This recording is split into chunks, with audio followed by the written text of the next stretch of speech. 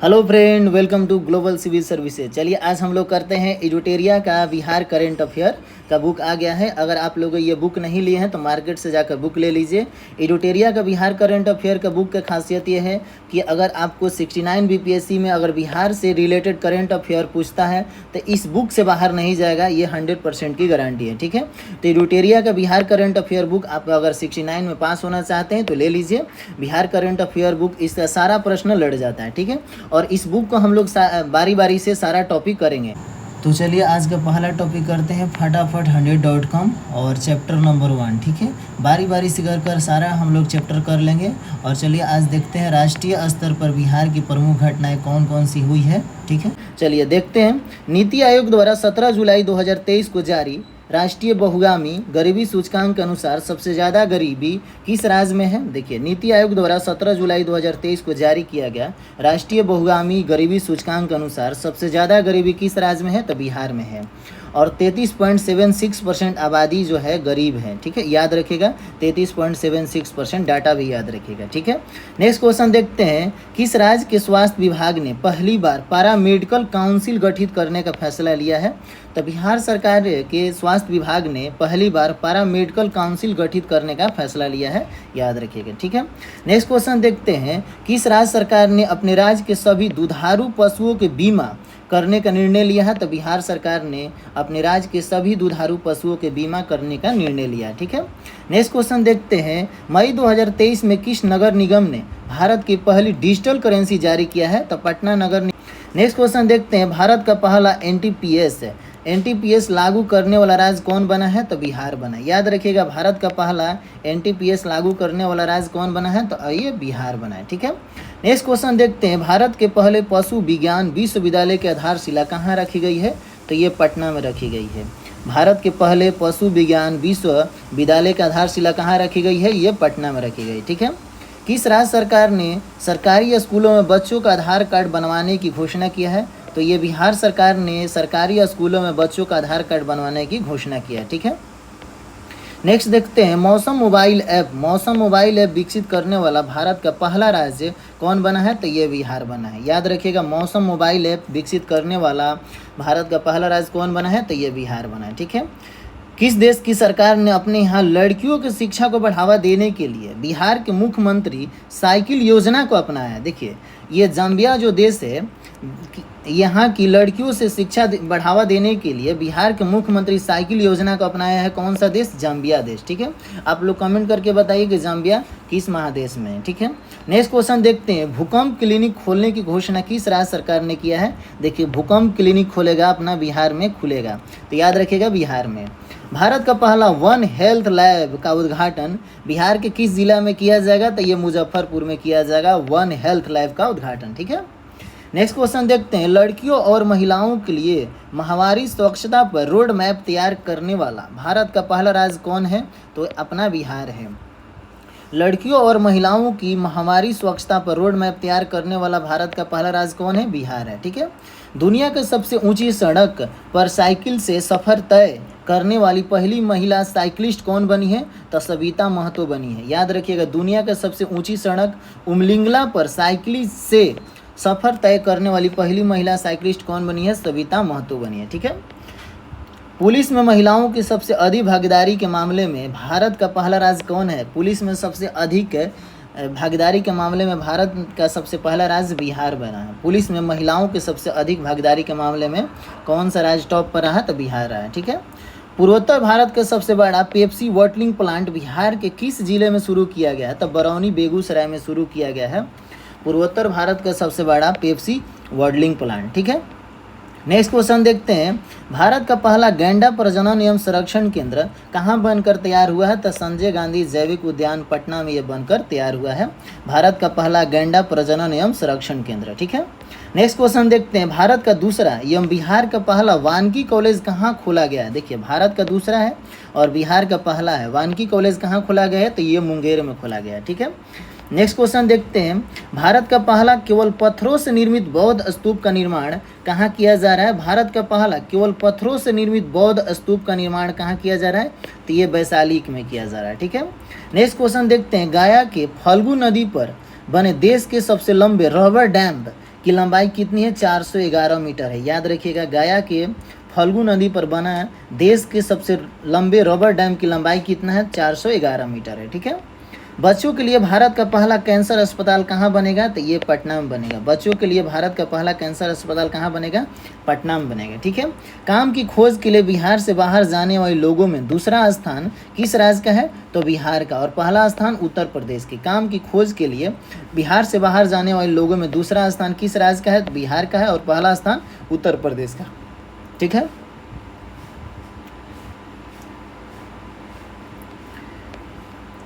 Next देखते हैं, दुनिया का पहला रामायण विश्वविद्यालय कहाँ बनेगा? तो वैशाली बिहार में बनेगा। दुनिया का पहला रामायण विश्वविद्यालय कहाँ बनेगा? वैशाली बिहार में बनेगा। ठीक है।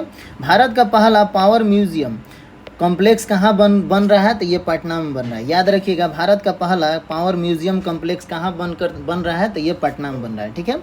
सरकारी स्कूलों में पढ़ने वाले कक्षा 1 के बच्चों की संख्या के मामले में कौन सा राज्य प्रथम स्थान पर है? तो ये बिहार है। सरकारी स्कूलों में पढ़ने वाले कक्षा 1 के बच्चों की संख्या के मामले में कौन सा राज्य प्रथम पर है? बिहार है। ठीक है। नेक्स्ट क्वेश्चन देखते हैं, बहुउद्देशीय प्रकाश पुंज पर्यटन केंद्र का उद्घाटन कहाँ किया गया है? दीदारगंज पटना में किया गया। याद रखिएगा, बहुउद्देशीय प्रकाश पुंज पर्यटन केंद्र का उद्घाटन कहाँ किया गया? दीदारगंज पटना में किया गया। ठीक है। अब देखते हैं बिहार में प्रथम कौन हुआ है वो देखते हैं। बिहार का पहला बैडमिंटन अकादमी कहाँ खुलेगा? ये भागलपुर में खुलेगा। ठीक है। याद रखिएगा, बिहार का पहला बैडमिंटन अकादमी कहाँ खुलेगा? भागलपुर में खुलेगा। बिहार का पहला ODA प्लस मॉडल प्रखंड किसे घोषित किया गया है? इस्माइलपुर प्रखंड भागलपुर में घोषित किया गया है। बिहार का पहला ODA प्लस मॉडल प्रखंड किसे घोषित किया गया है? इस्माइलपुर प्रखंड है। ये कहाँ में है? भागलपुर में है। ठीक है। जल जीवन सर्वेक्षण 2023 के तहत बिहार के किस जिला को प्रथम स्थान मिला है? समस्तीपुर जिला को प्रथम स्थान मिला है जल जीवन सर्वेक्षण 2023 के तहत। ठीक है। बिहार का पहला वन जीव अस्पताल किस जिले में खोला जा रहा है? तो बिहार का पहला वन जीव अस्पताल जो है मुजफ्फरपुर में खोला जा रहा है। ठीक है। बिहार के किस गाँव को पहला स्मार्ट विलेज के रूप में विकसित किया जाएगा? तो बारबाचक गांव बांका का है। ये बिहार का पहला गांव है जो पहला स्मार्ट विलेज के रूप में विकसित किया जाएगा। बारबरचक गांव बांका का है। ठीक है। नेक्स्ट क्वेश्चन देखते हैं, भारत का दूसरा सबसे बड़ा हड्डी अस्पताल का निर्माण कहाँ किया जा रहा है? तो ये पटना में किया जा रहा है। भारत का दूसरा सबसे बड़ा हड्डी अस्पताल का निर्माण कहाँ किया जा रहा है? ये पटना में किया जा रहा है। ठीक है।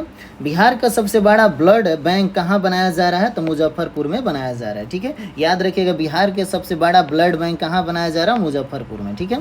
भगवान बुद्ध की सबसे ऊंची प्रतिमा बिहार में कहाँ बनाई जा रही है? हिसुआ नवादा में बनाई जा रही है। ठीक है। याद रखिएगा, भगवान बुद्ध की सबसे ऊंची प्रतिमा बिहार में कहाँ बनाई जा रही है?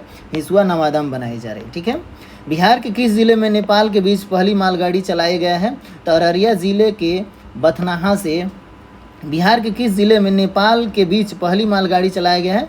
तो अररिया जिले के बथनाहा से चलाई गई है। ठीक है। बिहार में पहली वंदे भारत एक्सप्रेस कहाँ से कहाँ तक चलाई गई है? पटना से रांची तक चलाई गई है बिहार में पहली वंदे भारत एक्सप्रेस। ठीक है। बिहार का पहला वाहन ऑटोमेटिक फिटनेस जांच केंद्र कहाँ स्थापित किया जा रहा है? बिहटा पटना में स्थापित किया जा रहा है। बिहार का पहला वाहन ऑटोमेटिक फिटनेस जांच केंद्र बिहटा पटना में स्थापित किया जा रहा है। ठीक है। बिहार का पहला डाक निर्यात केंद्र कहाँ खोला जाएगा? GPO पटना में खोला जाएगा। बिहार का पहला डाक निर्यात केंद्र कहाँ खोला जाएगा? GPO पटना में खोला जाएगा। ठीक है। पूर्वी भारत का पहला मातृत्व देखभाल कौशल संवर्धन केंद्र कहाँ शुरू किया गया है? तो पटना में शुरू किया गया। ठीक है। पूर्वी भारत का पहला मातृत्व देखभाल कौशल संवर्धन केंद्र कहाँ शुरू किया गया है? पटना में शुरू किया गया। ठीक है।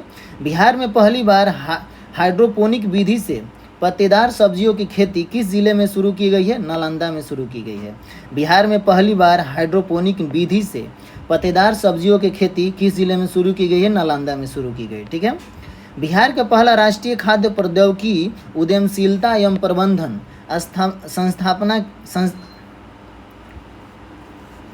नेक्स्ट देखते हैं, बिहार की पहली राष्ट्रीय खाद्य प्रौद्योगिकी उद्यमशीलता एवं प्रबंधन संस्थान की स्थापना कहाँ की गई है? तो हाजीपुर वैशाली में की गई है। ठीक है। बिहार के पहला राष्ट्रीय खाद्य प्रौद्योगिकी उद्यमशीलता एवं प्रबंधन संस्थान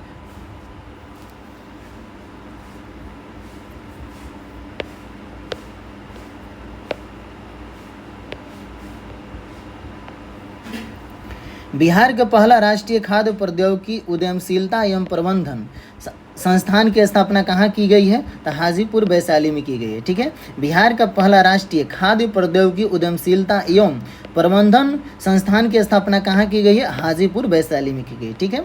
बिहार का पहला फल एवं सब्जियों के लिए निर्यात सेंटर कहाँ बनाया जा रहा है? तो पटना में बनाया जा रहा है। बिहार का पहला फल एवं सब्जियों के लिए निर्यात सेंटर कहाँ बनाया जा रहा है? ये पटना में बनाया जा रहा है। ठीक है।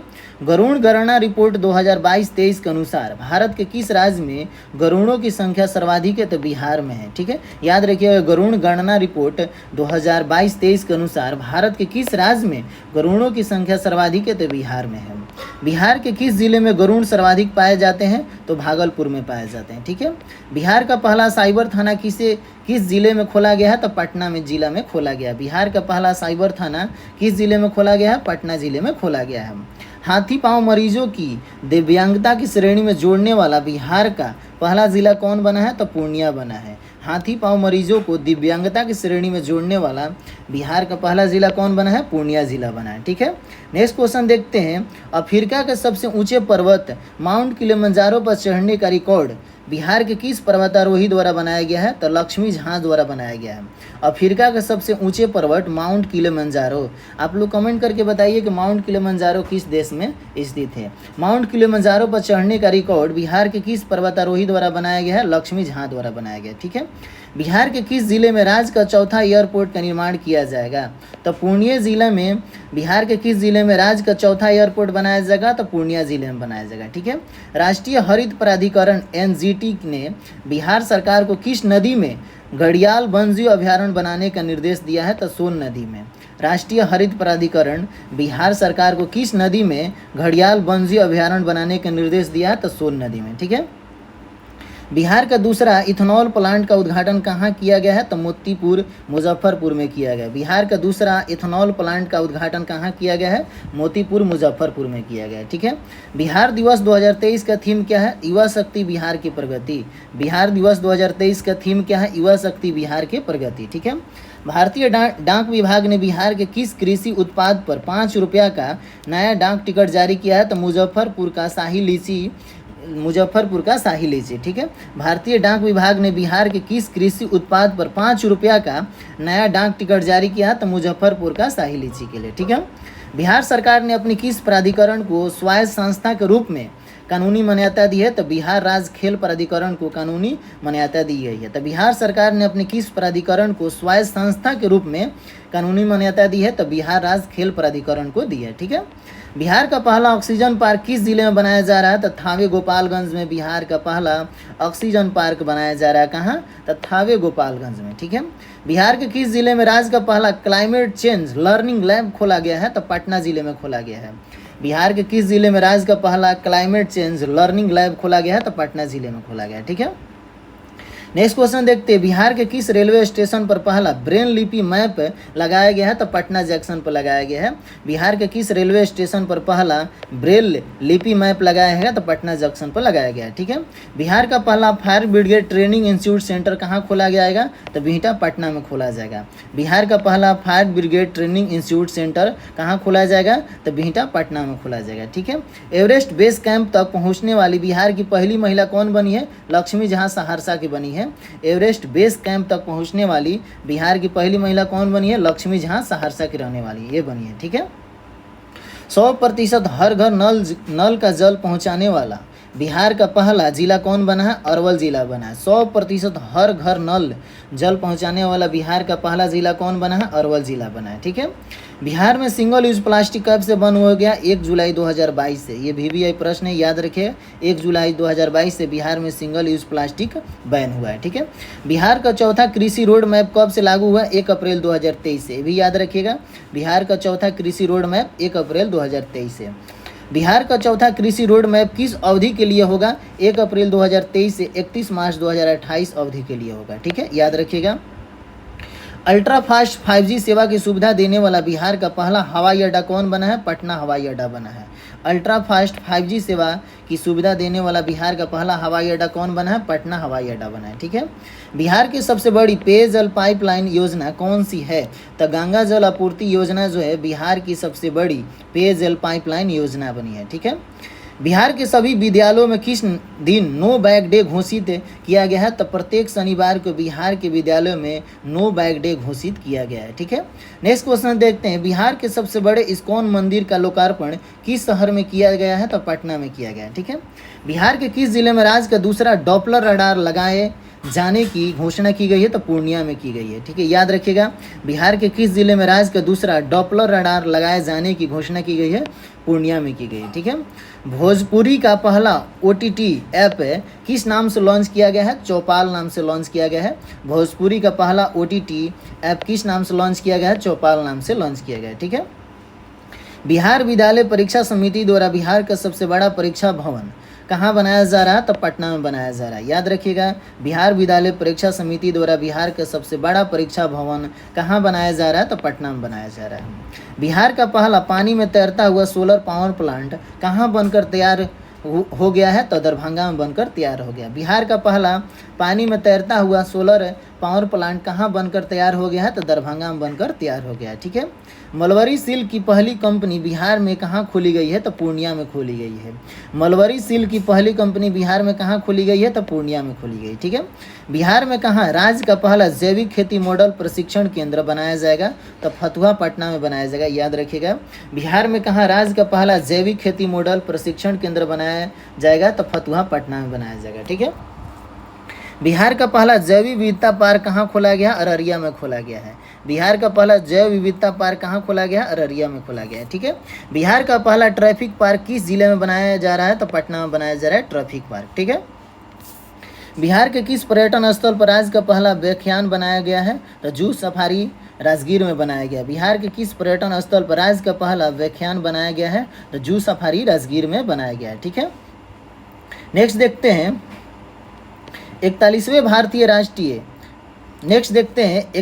भारतीय अंतर्राष्ट्रीय व्यापार मेले में किस पवेलियन को रजत पदक प्राप्त हुआ? तो बिहार के पवेलियन को रजत पदक प्राप्त हुआ। 41वें भारतीय अंतर्राष्ट्रीय व्यापार मेले में किस पवेलियन को रजत पदक प्राप्त हुआ है? तो बिहार के पवेलियन को रजत पदक प्राप्त हुआ है। ठीक है, इंटीग्रेटेड रोड एक्सीडेंट डाटाबेस से सेवा शुरू करने वाला बिहार का पहला जिला कौन बना है? तो नालंदा जिला बना है। इंटीग्रेटेड रोड एक्सीडेंट डाटाबेस से सेवा शुरू करने वाला बिहार का पहला जिला कौन बना है? नालंदा जिला बना है। ठीक है, नेक्स्ट क्वेश्चन देखते हैं, बिहार कैबिनेट के फैसले के अनुसार खेल प्राधिकरण के अध्यक्ष कौन होंगे? तो मुख्यमंत्री होंगे। ठीक है, बिहार कैबिनेट के फैसले के अनुसार खेल प्राधिकरण के अध्यक्ष कौन होंगे? तो मुख्यमंत्री होंगे। ठीक है, अमृत सरोवर निर्माण के तहत बिहार में सर्वाधिक सरोवर का निर्माण किस जिले में किया जाएगा? तो कटिहार जिले में किया जाएगा। अमृत सरोवर निर्माण के तहत बिहार में सर्वाधिक सरोवर का निर्माण किस जिले में किया जाएगा? तो कटिहार में किया जाएगा। ठीक है, नेक्स्ट क्वेश्चन देखते हैं, बिहार का पहला मल्टी मॉडल लॉजिस्टिक पार्क कहाँ बनेगा? तो जैतिया गांव पटना में बनेगा। बिहार का पहला मल्टी मॉडल लॉजिस्टिक पार्क कहाँ बनेगा? तो जैतिया गांव पटना में बनेगा। ठीक है, प्रधानमंत्री गति शक्ति योजना के तहत पूर्व मध्य रेलवे का पहला गति शक्ति कार्गो टर्मिनल कहाँ शुरू किया गया है? तो बरौनी में शुरू किया गया है। प्रधानमंत्री गति शक्ति योजना के तहत पूर्व मध्य रेलवे का पहला गति शक्ति कार्गो टर्मिनल कहाँ शुरू किया गया है? तो बरौनी में किया गया है। ठीक है, बिहार का पहला कछुआ पुनर्वास केंद्र कहाँ खोला गया है? तो भागलपुर में खोला गया है। बिहार का पहला कछुआ पुनर्वास केंद्र कहाँ खोला गया है? भागलपुर में खोला गया है। ठीक है, देसी नस्ल के गायों का संरक्षण और संवर्धन करने के लिए बिहार में गोवंश विकास संस्था की स्थापना कहाँ होगी? तो पटना में होगी। ठीक है, याद रखिएगा, बिहार में पहली बार किस जिले में पुलिसों द्वारा पेड़ों का ऑडिट कराया गया है? तो अरवल जिला में कराया गया। बिहार में पहली बार किस जिले के पुलिस द्वारा पेड़ों का ऑडिट कराया गया है? तो अरवल जिला में किया गया। ठीक है, बिहार के किस धाम का विकास हरिद्वार के हर की पौड़ी के तर्ज पर किया जाएगा? तो सिमरिया धाम बेगूसराय का बिहार के किस धाम का विकास हरिद्वार के हर की पौड़ी के तर्ज पर किया जाएगा? तो सिमरिया धाम बेगूसराय में उसको किया जाएगा। ठीक है, बिहार में नील गाय शोध संस्थान की स्थापना कहाँ की जाएगी? डुमरांव बक्सर में की जाएगी। नील गाय शोध संस्थान की स्थापना कहाँ की जाएगी? डुमरांव बक्सर में की जाएगी। ठीक है, बिहार राज्य मानसिक स्वास्थ्य एवं संबंध विज्ञान संस्था का उद्घाटन कहाँ किया गया है? तो बिहार राज्य मानसिक स्वास्थ्य एवं संबंध विज्ञान संस्था का उद्घाटन कहाँ किया गया है? कोइलवर भोजपुर में किया गया है। ठीक है, मुख्यमंत्री ग्रामीण सोलर स्ट्रीट लाइट योजना कब प्रारंभ की गई है? तो 15 सितंबर 2022 को प्रारंभ की गई। याद रखिएगा, मुख्यमंत्री ग्रामीण सोलर स्ट्रीट लाइट योजना कब प्रारंभ की गई है? 15 सितंबर 2022 को की गई। ठीक है। बिहार का पहला IIT मॉडल रूम कहाँ निर्मित किया जा रहा है? तो गया में किया जा रहा है। ठीक है। बिहार का पहला IT मॉडल रूम कहाँ निर्मित किया जा रहा है? तो गया में किया जा रहा है। ठीक है। मुख्यमंत्री डिजिटल हेल्थ योजना कब से कब तक लागू किया जाएगा? तो मुख्यमंत्री डिजिटल हेल्थ योजना 2022-23 से 2026-27 तक लागू किया जाएगा। ठीक है। बिहार में शराबबंदी कानून का उल्लंघन करने वालों की गिरफ्तारी के लिए कौन सा अभियान चलाया जा रहा है? तो ऑपरेशन प्रहार। ठीक है। बिहार में शराबबंदी कानून का उल्लंघन करने वालों की गिरफ्तारी के लिए कौन सा अभियान चलाया जा रहा है? ऑपरेशन प्रहार। ठीक है। गंगा जल आपूर्ति योजना के लिए पाइपलाइन का कुल लंबाई कितना किलोमीटर होगा? 151 किलोमीटर। याद रखिएगा, गंगा जल आपूर्ति योजना के लिए पाइपलाइन की कुल लंबाई 151 किलोमीटर होगा। ठीक है। हर घर गंगा जल आपूर्ति योजना के तहत प्रत्येक घर में प्रतिदिन कितने लीटर शुद्ध पेयजल उपलब्ध कराए जाएंगे? 135 लीटर शुद्ध पेयजल उपलब्ध कराए जाएंगे। ठीक है। हर घर गंगा जल आपूर्ति योजना के तहत प्रत्येक घर में प्रतिदिन कितने लीटर शुद्ध पेयजल उपलब्ध कराए जाएंगे? 135 लीटर। ठीक है।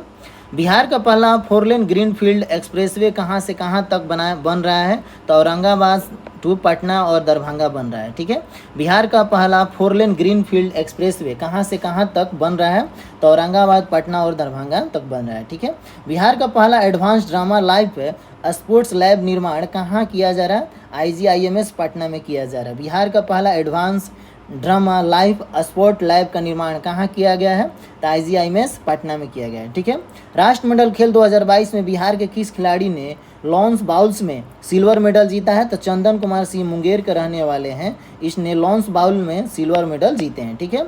बिहार के किस स्टेशन का नाम बदलकर बाबा ब्रह्मेश्वर नाथ रेलवे स्टेशन करने घोषणा किया गया है? तो रघुनाथपुर रेलवे स्टेशन का नाम बदलकर अब बाबा ब्रह्मेश्वर नाथ रेलवे स्टेशन करने घोषणा की गई है। ठीक है। आउटलुक ट्रेवलर अवार्ड 2022 में किसे सर्वश्रेष्ठ आध्यात्मिक स्थल का सम्मान दिया गया है? तो बोध गया को आध्यात्मिक स्थल का सम्मान दिया गया है। आउटलुक ट्रेवलर अवार्ड 2022 में किसे सर्वश्रेष्ठ आध्यात्मिक स्थल का सम्मान दिया गया है? तो बोध गया को दिया गया है। ठीक है।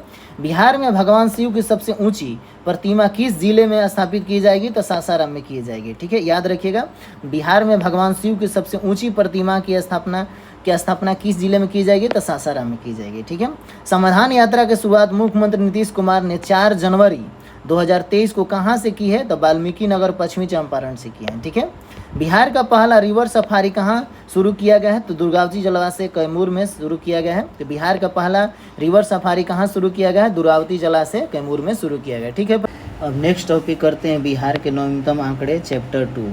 ठीक है। वर्ष 2021-22 में सर्वाधिक वर्षा वाले ज़िले कौन हैं? तो प्रथम स्थान इसमें रहा पश्चिमी चंपारण, और द्वितीय स्थान पर किशनगंज, और तृतीय स्थान पर पूर्वी चंपारण। ठीक है। वर्ष 2021-22 में सर्वाधिक वर्षा वाले ज़िले कौन है? पश्चिमी चंपारण, द्वितीय स्थान पर किशनगंज और तृतीय स्थान पर पूर्वी चंपारण। वर्ष 2021-22 में सबसे कम वर्षा वाले ज़िले कौन है? अरवल, और द्वितीय स्थान पर रोहतास और तृतीय स्थान पर मुंगेर रहा है। ठीक है। शहरीकरण वाले सर्वाधिक 3 जिले कौन हैं? तो प्रथम स्थान विश्व पटना है, और द्वितीय स्थान पर मुंगेर है, और तृतीय स्थान पर नालंदा है। ठीक है। और शहरीकरण सबसे कम 3 जिले का है। शहरीकरण सबसे कम 3 जिले हैं। मधुबनी में शहरीकरण सबसे कम है, और उसके बाद बांका में है, और उसके बाद सीतामढ़ी में है। ठीक है। प्रति व्यक्ति आय सर्वाधिक 2020-21 में किस जिले का सबसे अधिक रहा? पटना का रहा, और उसके बाद बेगूसराय का रहा, उसके बाद मुंगेर का रहा। ठीक है। नेक्स्ट देखते हैं, प्रति व्यक्ति आय सबसे कम 2020-21 में शिवहर का रहा, और उसके बाद अररिया का रहा, उसके बाद सीतामढ़ी का रहा। ठीक है। नेक्स्ट देखते हैं, नेशनल हाईवे की सर्वाधिक लंबाई वाले 3 जिले कौन हैं? तो और इसमें सबसे पटना का रहा, याद रखिएगा 506 किलोमीटर पटना का। ठीक है। और मधुबनी का रहा, और उसके बाद मुजफ्फरपुर रहा है। ठीक है। द्वितीय और तृतीय स्थान पर। नेशनल हाईवे के सबसे कम लंबाई वाले 3 जिले कौन है? शिवहर रहा, शिवहर में सबसे कम किलोमीटर 22 किलोमीटर, ये भी डाटा याद रखिएगा। उसके बाद शेखपुरा रहा, उसके बाद लखीसराय रहा। स्टेट हाईवे के सर्वाधिक लंबाई वाले 3 जिले, स्टेट हाईवे का सर्वाधिक लंबाई वाले 3 जिले कौन है? सबसे प्रथम स्थान पर रहा गया, द्वितीय स्थान पर दरभंगा, और तृतीय पर रहा रोहतास। ठीक है। स्टेट हाईवे के सबसे कम लंबाई वाले 3 जिले, स्टेट हाईवे का सर्वाधिक लंबाई था, और स्टेट हाईवे के सबसे कम लंबाई वाले 3 जिले रहा शिवहर, खगड़िया और तृतीय स्थान पर कोई नहीं है। ठीक है, तो याद रखिए स्टेट हाईवे के सबसे कम लंबाई वाले 3 जिले शिवहर और खगड़िया। वर्ष 2021-22 में सर्वाधिक बिजली खपत वाले 3 जिले कौन हैं? तो सबसे ज़्यादा बिजली खपत पटना में किया है, उसके बाद गया, उसके बाद मुजफ्फरपुर। ठीक है, वर्ष 2021-22 में सबसे कम बिजली खपत वाले जिले कौन हैं? सबसे कम बिजली खपत हुआ है शिवहर में, उसके बाद अरवल में, उसके बाद शेखपुरा में। याद रखिएगा, वर्ष 2021-22 में सबसे कम बिजली खपत वाले ज़िले कौन हैं? शिवहर है, उसके अरवल है, उसके बाद शेखपुरा है। वर्ष 2021-22 में चावल के उत्पादन में शीर्ष 3 जिले कौन हैं? तो चावल के उत्पादन में सर्वाधिक जिला रहा रोहतास, उसके बाद औरंगाबाद, उसके बाद कैमूर रहा है। याद रखिएगा। और वर्ष 2021-22 में चावल की उत्पादकता में शीर्ष 3 जिले कौन रहा? उत्पादकता में ये रहा रोहतास, उसके बाद औरंगाबाद, उसके बाद अरवल। ठीक है, वर्ष 2021-22 में गेहूं के उत्पादन में शीर्ष 3 जिले कौन रहा? तो रोहतास। गेहूं देखिए, चावल में भी रोहतास और गेहूं में भी रोहतास, और द्वितीय स्थान पर कैमूर और तृतीय स्थान पर पश्चिमी चंपारण रहा है। ठीक है, वर्ष 2021-22 में गेहूं की उत्पादकता में शीर्ष 3 जिले कौन हैं?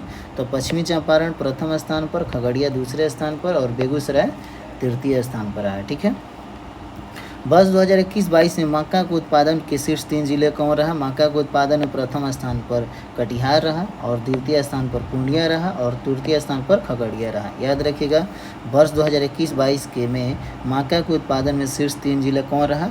कटिहार प्रथम स्थान पर, द्वितीय स्थान पर पूर्णिया और तृतीय स्थान पर रहा आपका खगड़िया रहा। ठीक है, वर्ष 2021-22 में मक्का की उत्पादकता में शीर्ष 3 जिले कौन रहा? अररिया रहा, द्वितीय स्थान पर पूर्णिया रहा और तृतीय स्थान पर कटिहार रहा। ठीक है, वर्ष 2021-22 में दलहन के उत्पादन में शीर्ष 3 जिले कौन रहा? तो पटना रहा, दलहन के उत्पादन में नंबर 1, उसके बाद औरंगाबाद रहा, उसके बाद नालंदा रहा।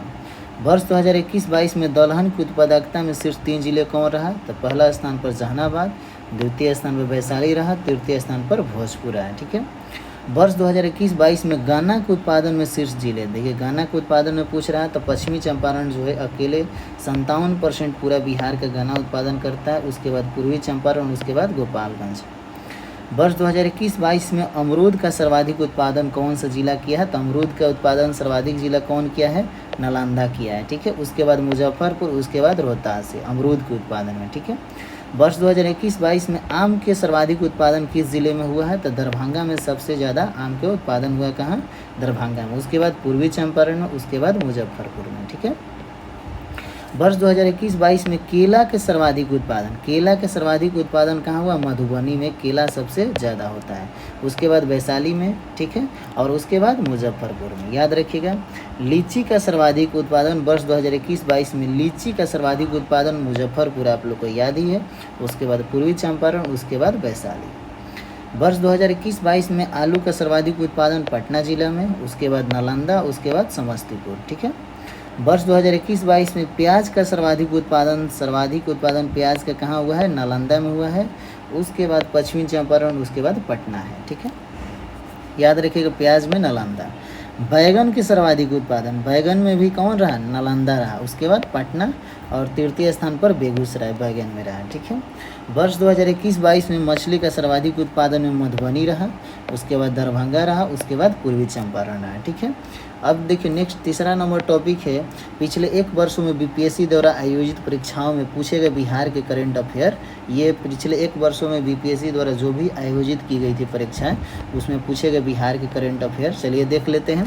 बीपीएससी 68 प्रीलिम्स में परीक्षा तिथि 12/2/2023 के द्वारा वर्ष 2020-22 के लिए सबसे कम महिला कार्यबल भागीदारी दर कितने प्रतिशत बिहार में दर्ज की गई थी?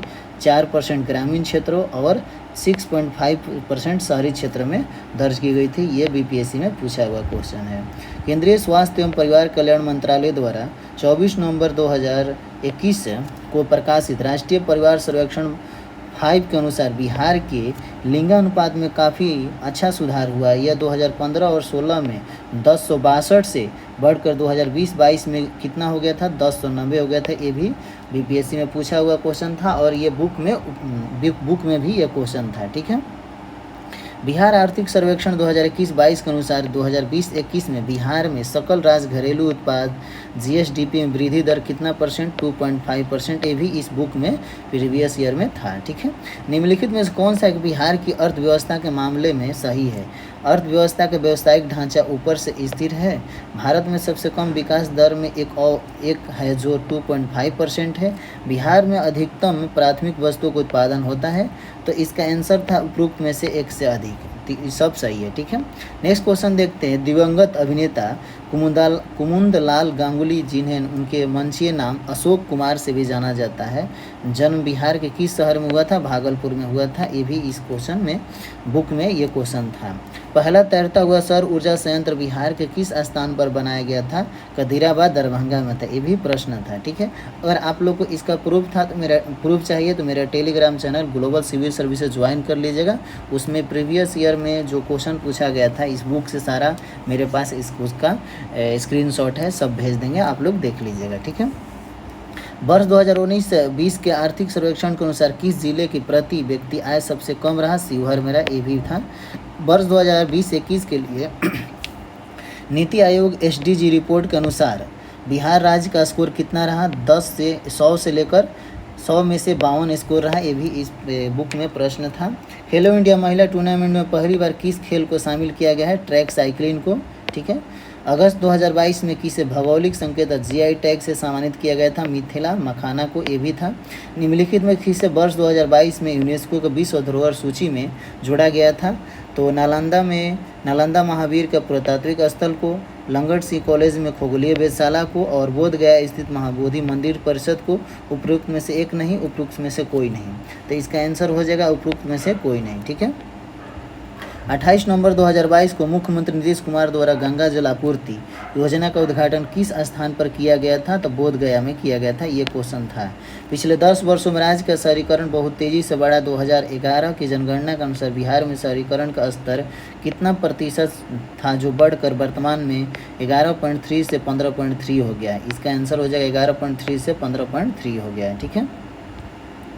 अब देखिए नेक्स्ट देखते हैं यहाँ से बिहार के निम्नलिखित जिला का आरोही दशकीय जनसंख्या वृद्धि 2001 से 2011 के अनुसार सही क्रम में चुनिए। ये क्वेश्चन दिया हुआ था। तो पहला में इसमें सिवान हो जाएगा, उसके बाद किशनगंज, उसके बाद मधेपुरा हो जाएगा, ठीक है।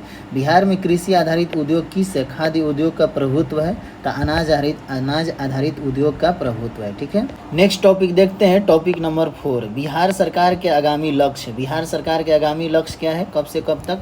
बिहार वन विभाग एवं मनरेगा के तहत 3 करोड़ पौधे का रोपण करने का लक्ष्य कब तक रखा गया है? 2023 से 2024 तक रखा गया है। तो बिहार वन विभाग एवं मनरेगा के तहत 3 करोड़ पौधा रोपण करने का लक्ष्य 2023 से 2024 तक रखा गया है, ठीक है। बिहार का GSDP 15.24% वृद्धि करने का लक्ष्य कब तक रखा गया है? 2023 से 2024 तक रखा गया है। बिहार का GSDP 15.24 वृद्धि करने का लक्ष्य कब तक रखा गया है? 2023 से 2024 तक है। राजगीर और बोध गया को 24 घंटे सौर ऊर्जा से बिजली का आपूर्ति करने का लक्ष्य कब तक रखा गया है? 2023 तक रखा गया राजगीर और बोध गया को, ठीक है। बिजली खपत का 10% सौर ऊर्जा से प्राप्त करने का लक्ष्य कब तक रखा गया है? 2023 तक रखा गया है। बिजली खपत का 10% सौर ऊर्जा से प्राप्त करने का लक्ष्य कब तक रखा गया है? 2023 तक रखा गया है, ठीक है। बिहार राजस्व एवं भूमि सुधार विभाग द्वारा बिहार में भूमि सर्वेक्षण के कार्य को पूरा करने का लक्ष्य कब तक रखा गया है? 2024 तक रखा गया है। बिहार राजस्व एवं भूमि सुधार विभाग द्वारा बिहार में भूमि सर्वेक्षण के कार्य को पूरा करने का लक्ष्य कब तक रखा गया है? 2024 तक रखा गया है। पटना मेट्रो रेल परियोजना का कार्य पूर्ण करने का लक्ष्य कब तक रखा गया है? सितंबर 2024 तक रखा गया। पटना मेट्रो रेल परियोजना का कार्य पूर्ण करने का लक्ष्य सितंबर 2024 तक रखा गया है।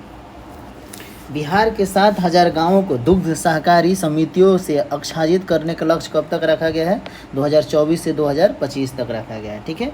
बिहार के 7000 गांवों को दुग्ध सहकारी समितियों से आच्छादित करने का लक्ष्य 2024 से 2025 तक रखा गया है। बिहार के हर घर में प्रीपेड मीटर लगाने का लक्ष्य कब तक रखा गया है? मार्च 2025 तक रखा गया है। बिहार के हर घर में प्रीपेड मीटर लगाने का लक्ष्य मार्च 2025 तक रखा गया है। बिहार के निर्यात को 20 गुना बढ़ाकर देश में कुल निर्यात का 10% करने का लक्ष्य 2025 तक रखा गया है, ठीक है। आत्मनिर्भर बिहार के साथ निश्चय 2 के 7 लक्ष्यों को प्राप्त करने का समय कब तक रखी गई है? 2025 तक रखी गई है। टीबी को पूरी तरह खत्म करने का लक्ष्य कब तक रखा गया है? 2025 तक रखा गया है। टीबी को बिहार से खत्म कर देना है 2025 तक, ठीक है। हेपेटाइटिस को पूरी तरह खत्म करने का लक्ष्य 2030 तक, हेपेटाइटिस को पूरी तरह खत्म करने का लक्ष्य 2030 तक। एड्स को समाप्त करने का लक्ष्य 2030 तक, एड्स को समाप्त करने का लक्ष्य बिहार में कब तक रखा गया? 2030 तक। सौर ऊर्जा से लगभग 20% बिजली पाने का लक्ष्य 2030 तक रखा गया है। बिहार के सड़क दुर्घटनाओं में 50% तक की कमी लाने के हेतु लक्ष्य कब तक रखा गया? 2030 तक रखा गया है। 100% साक्षरता प्राप्त करने का लक्ष्य कब तक रखा गया है? 2030 तक। बिहार में 100% साक्षरता प्राप्त करने का लक्ष्य 2030 तक रखा गया है। उच्च शिक्षा के लिए 50% सकल नामांकन अनुपात हासिल करने का लक्ष्य कब तक रखा गया है? 2035 तक। उच्च शिक्षा के लिए 50% सकल नामांकन अनुपात हासिल करने का लक्ष्य 2035 तक। बिहार सरकार शून्य कार्बन उत्सर्जन का लक्ष्य हासिल करने का लक्ष्य कब तक रखी है? 2040 तक रखी है। बिहार सरकार शून्य कार्बन उत्सर्जन का लक्ष्य हासिल करने का कब तक रखी है? 2040 तक रखी है, ठीक है। नेक्स्ट टॉपिक देखते हैं अब चैप्टर नंबर 5, बिहार में विभिन्न महत्वपूर्ण पदों पर नियुक्ति एवं व्यक्ति, ठीक है। और बिहार के राज्यपाल अभी कौन है? राजेंद्र विश्वनाथ अलेलकर जो है बिहार के राज्यपाल हैं, ठीक है। बिहार के मुख्यमंत्री कौन है? नीतीश कुमार है बिहार के मुख्यमंत्री। बिहार के उप मुख्यमंत्री कौन है? तेजस्वी यादव है। मुख्य न्यायाधीश कौन है? न्यायमूर्ति मुख्य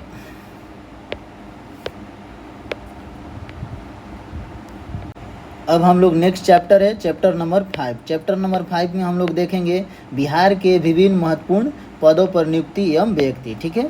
बिहार के राज्यपाल कौन है? तो बिहार के राज्यपाल है राजेंद्र विश्वनाथ अलेलकर है, ठीक है, याद रखिएगा। बिहार के मुख्यमंत्री नीतीश कुमार है।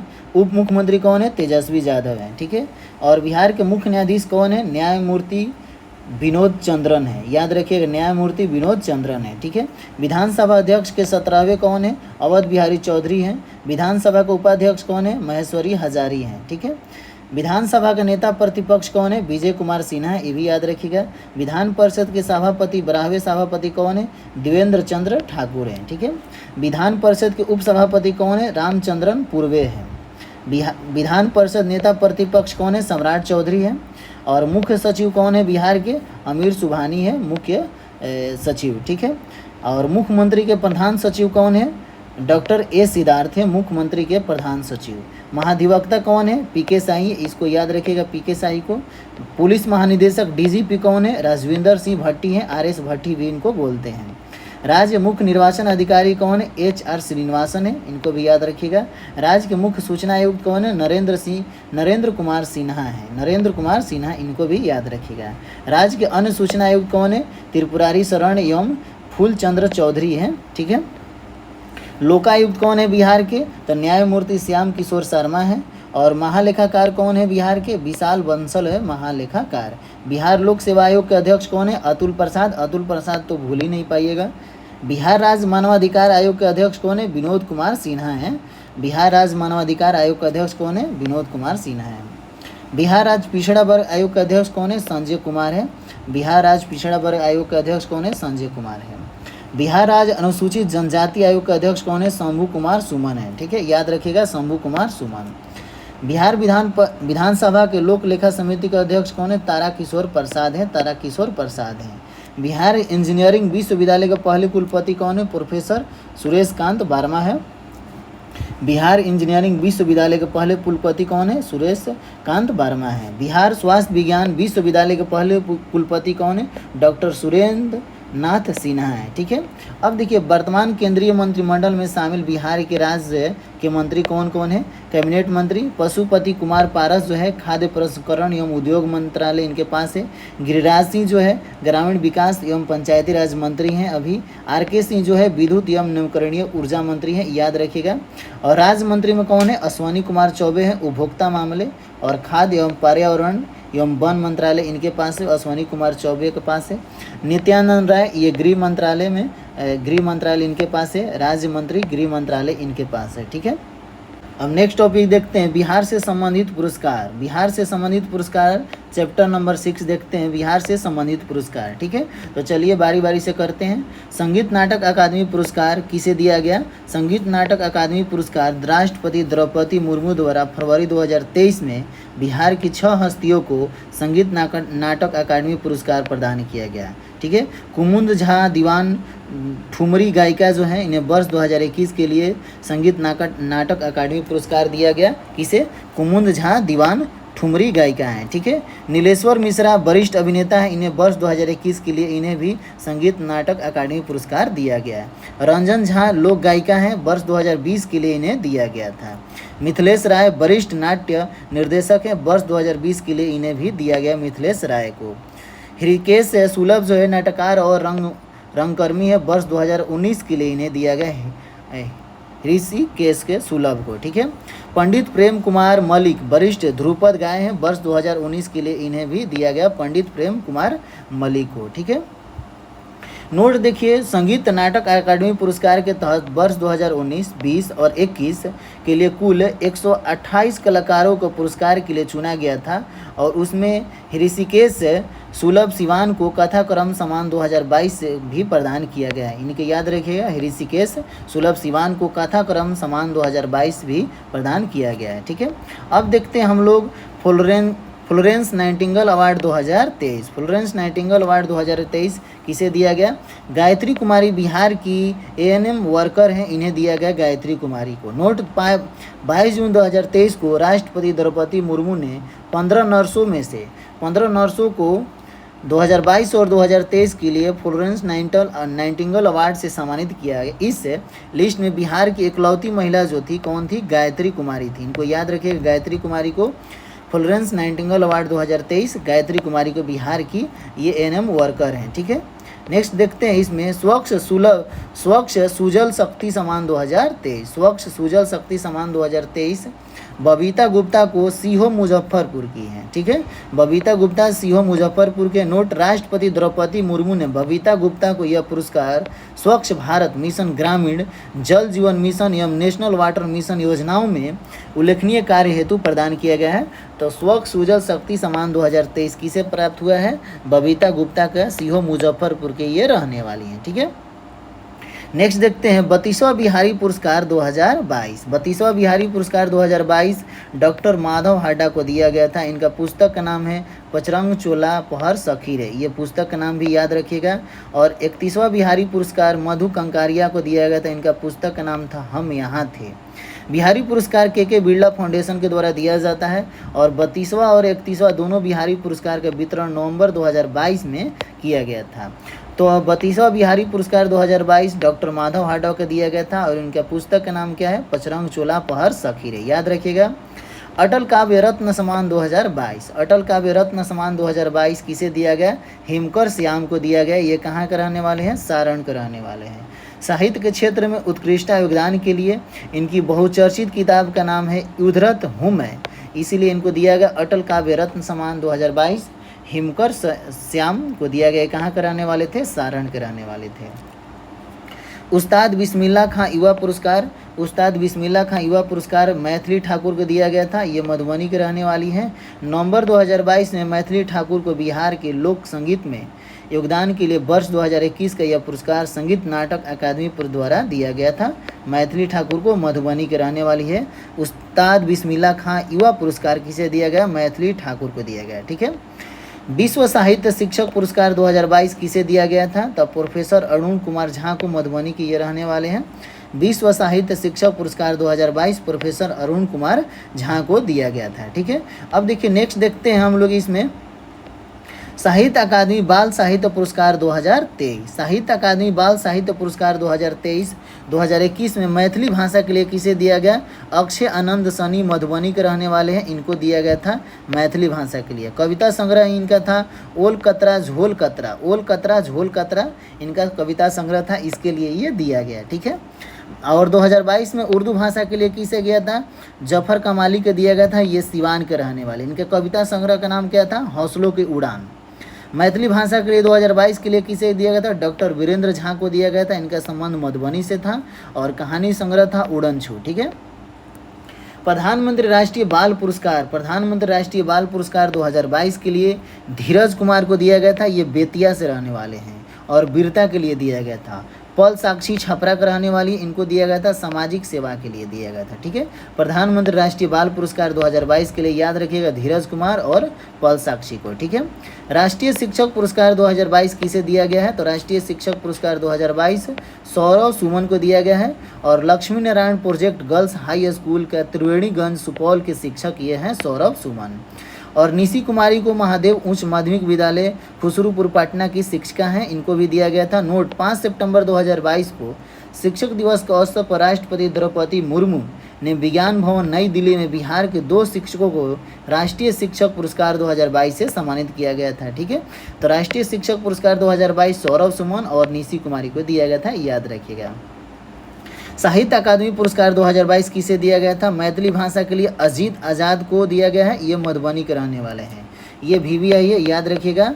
मैथिली भाषा के लिए अजीत आज़ाद को मधुबनी के हैं और पुस्तक का नाम है पेन ड्राइव में पृथ्वी पुस्तक का नाम है, याद रखिएगा।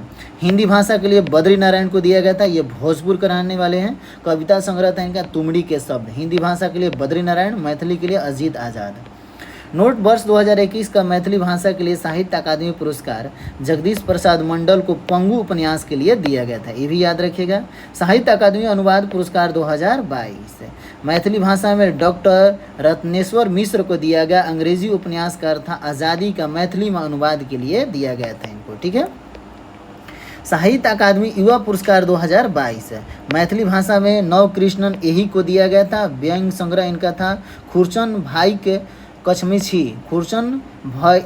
कचमीची को लिए दिया गया था। ठीक है, साहित्य अकादमी युवा पुरस्कार मैथिली भाषा में नव कृष्णन एही को दिया गया था।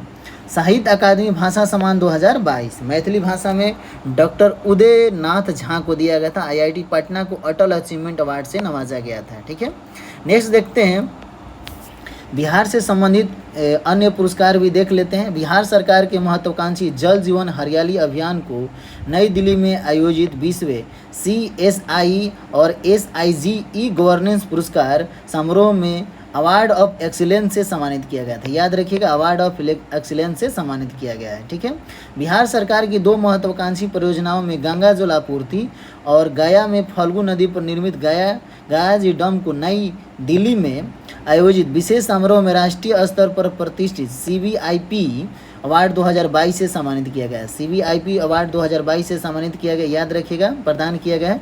दोनों योजनाओं का चयन जल संसाधन के सर्वोत्तम कार्यान्वयन श्रेणी में किया गया है, याद रखिएगा। ठीक है, पटना से सटे मसौड़ी को एक दिहाड़ी मजदूर के 20 वर्षीय बेटे गौतम कुमार को अमेरिका के कैलिफोर्निया में 2023 हैंसन लीडरशिप प्रोग्राम के लिए दुनिया के 20 युवाओं में चुना गया था, याद रखिएगा। पटना से सटे मसौड़ी के एक दिहाड़ी मजदूर थे, उनका 20 वर्षीय बेटे गौतम कुमार को अमेरिका के कैलिफोर्निया में 2023 हैंसन लीडरशिप प्रोग्राम के लिए चुना गया। ठीक है, हैंसन लीडरशिप प्रोग्राम के लिए किसे चुना गया? गौतम कुमार को चुना गया। ठीक है, मुख्यमंत्री ग्रामीण पेयजल नीचे योजना में सर्वश्रेष्ठ कार्य के लिए पंचायती राज विभाग को राष्ट्रीय स्तर का स्कॉच गोल्ड अवार्ड से सम्मानित किया गया। देखिए, मुख्यमंत्री ग्रामीण पेयजल नीचे योजना में सर्वश्रेष्ठ कार्य के लिए पंचायती राज विभाग को राष्ट्रीय स्तर का स्कॉच गोल्ड अवार्ड से सम्मानित किया गया। ठीक है, नई दिल्ली में आयोजित 92वें स्कॉच समिट इंडिया के इकोनॉमिक्स फोरम में श्रम संसाधन विभाग, बिहार सरकार और CLTS child labour tracking system के लिए गोल्ड अवार्ड से सम्मानित किया गया है याद रखिएगा। नई दिल्ली में आयोजित 92वें स्कॉच समिट इंडिया को इकोनॉमिक्स फोरम में श्रम संसाधन विभाग, बिहार सरकार को CLTS child labour tracking system के लिए गोल्ड अवार्ड से सम्मानित किया गया। कर्नाटक के हुबली में 26वें राष्ट्रीय युवा महोत्सव के दौरान युवा कार्यक्रम और खेल मंत्रालय द्वारा अरुणेश कुमार को राष्ट्रीय युवा पुरस्कार 2019-20 से सम्मानित किया गया। अरुणेश ने कोरोना संक्रमण और लॉकडाउन के समय सोशल मीडिया की मदद से कई लोगों को ब्लड पहुंचाया था। ठीक है, याद रखिएगा अरुणेश कुमार को। बिहार के श्री अशोक कुमार तिवारी को व्यवसाय के क्षेत्र में योगदान के लिए प्रवासी भारतीय सम्मान से सम्मानित किया गया। प्रवासी भारतीय सम्मान से किसे सम्मानित किया गया है? श्री अशोक कुमार तिवारी को। ठीक है, बिहार पुलिस के 2 जवानों विनय कुमार शर्मा और विनय कृष्णा को विशिष्ट सेवा पदक से सम्मानित किया गया है। विशिष्ट सेवा पदक से विनय कुमार शर्मा और विनय कृष्णा को सम्मानित किया गया है। ठीक है। बिहार के जन्मी सीआरपीएफ कमांडेंट अरुण राय ने शानदार काम को देखते हुए गणतंत्र दिवस परेड पर उन्हें राष्ट्रपति द्वारा विशिष्ट सेवा पदक से सम्मानित किया गया। राष्ट्रपति द्वारा विशिष्ट सेवा पदक से सम्मानित किया गया है सीआरपीएफ कमांडेंट करुणा राय को। ठीक है। प्रसिद्ध नाटककार एवं रंगकर्मी नाटककार राजेश कुमार को नाटक निःशब्द के लिए पहला मोहन राकेश सम्मान से देने की घोषणा की गई है। ठीक है, याद रखिएगा, राजेश कुमार को नाटक निःशब्द के लिए पहला मोहन राकेश सम्मान से देने की घोषणा की है। किसे? राजेश कुमार को। ठीक है। स्वच्छता सारथी पुरस्कार 2022 में विनीत कुमार को प्लास्टिक कचरे से पेट्रोल बनाने के आविष्कार के लिए दिया गया था। स्वच्छता सारथी पुरस्कार किसे दिया गया था? विनीत कुमार को दिया गया। ठीक है। बक्सर जिले के मुरली मनोहर श्रीवास्तव को शहनाई वादक उत्पाद बिस्मिल्लाह खां पर लंबे समय तक कार्य करने और शोध पर हिंदी पुस्तक लिखने के लिए इंडिया बुक ऑफ रिकॉर्ड 2022 से नवाजा गया। किसे?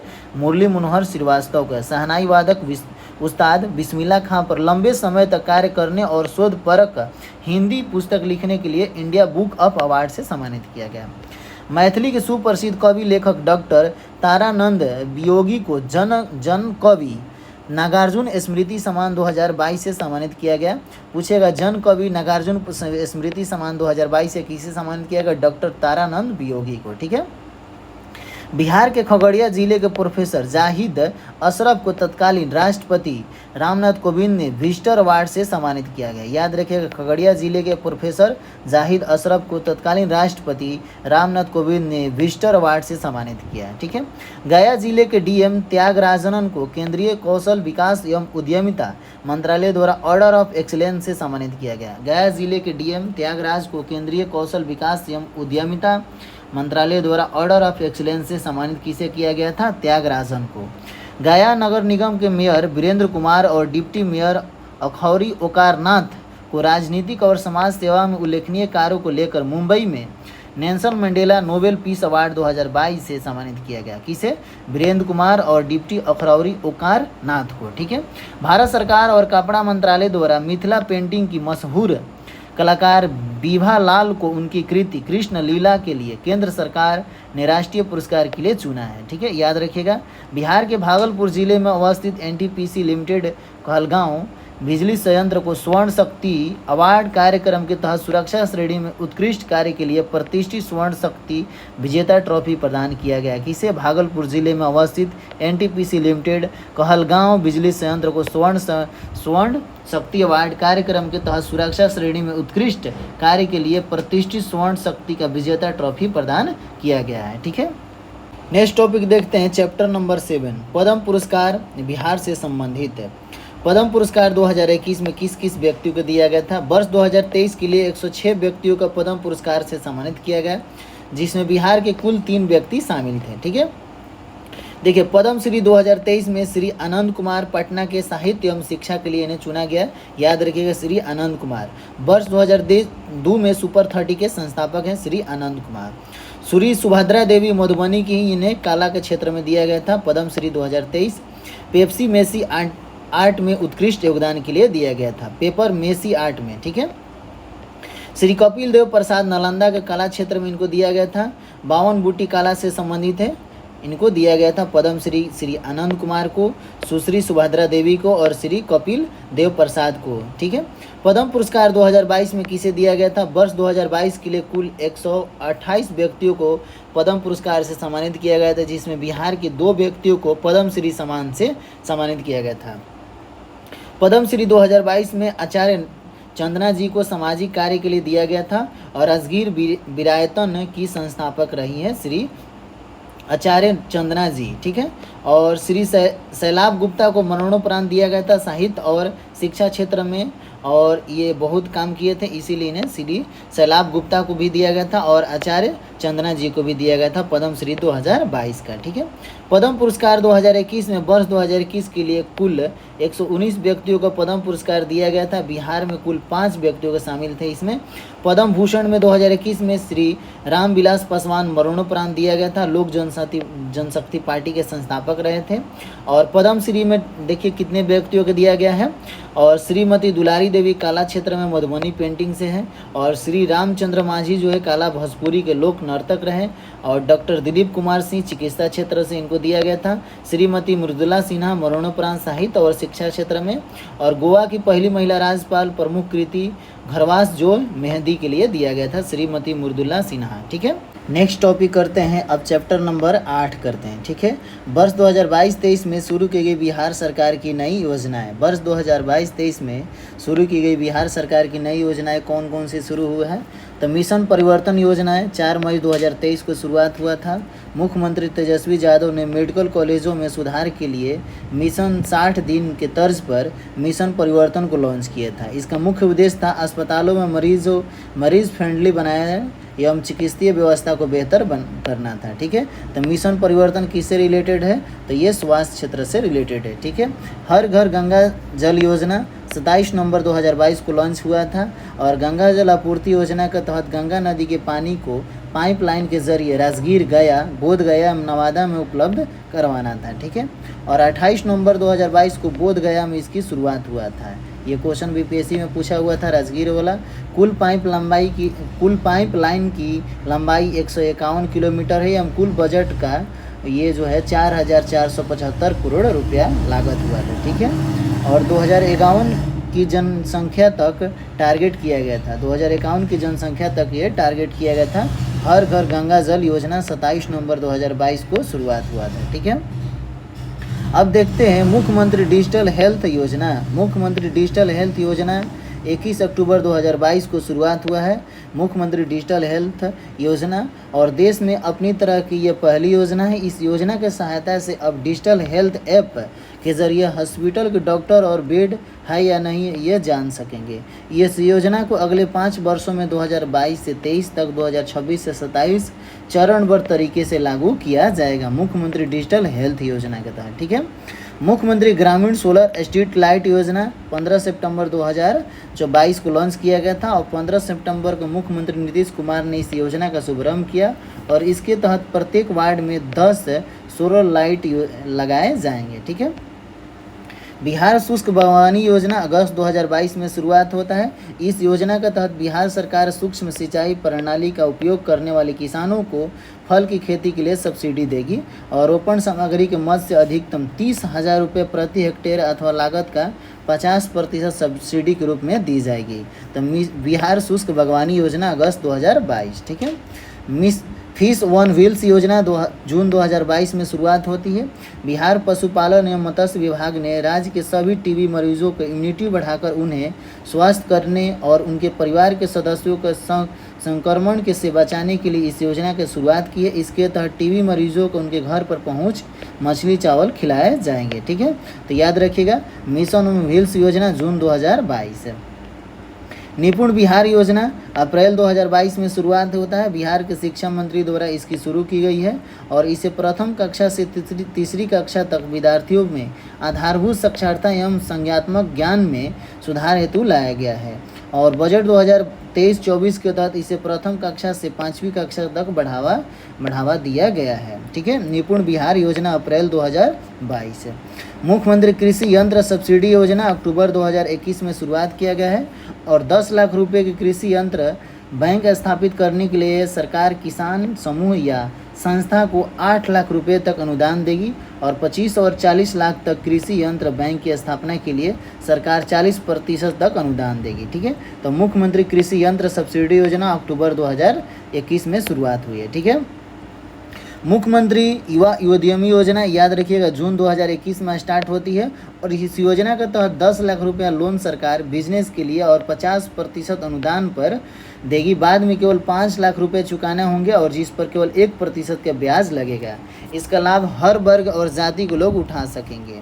मुख्यमंत्री महिला उद्यमी योजना और जून 2021 में स्टार्ट हुई है। इस योजना के तहत 10 लाख रुपए का लोन सरकार बिजनेस के लिए और 50% अनुदान पर, और बाद में केवल 5 लाख रुपए चुकाना होगा बिना कोई ब्याज का। ठीक है, और इसका लाभ हर वर्ग और जाति की महिला उठा सकेंगे। ठीक है, मुख्यमंत्री बाल हृदय योजना अप्रैल 2021 में स्टार्ट होता है।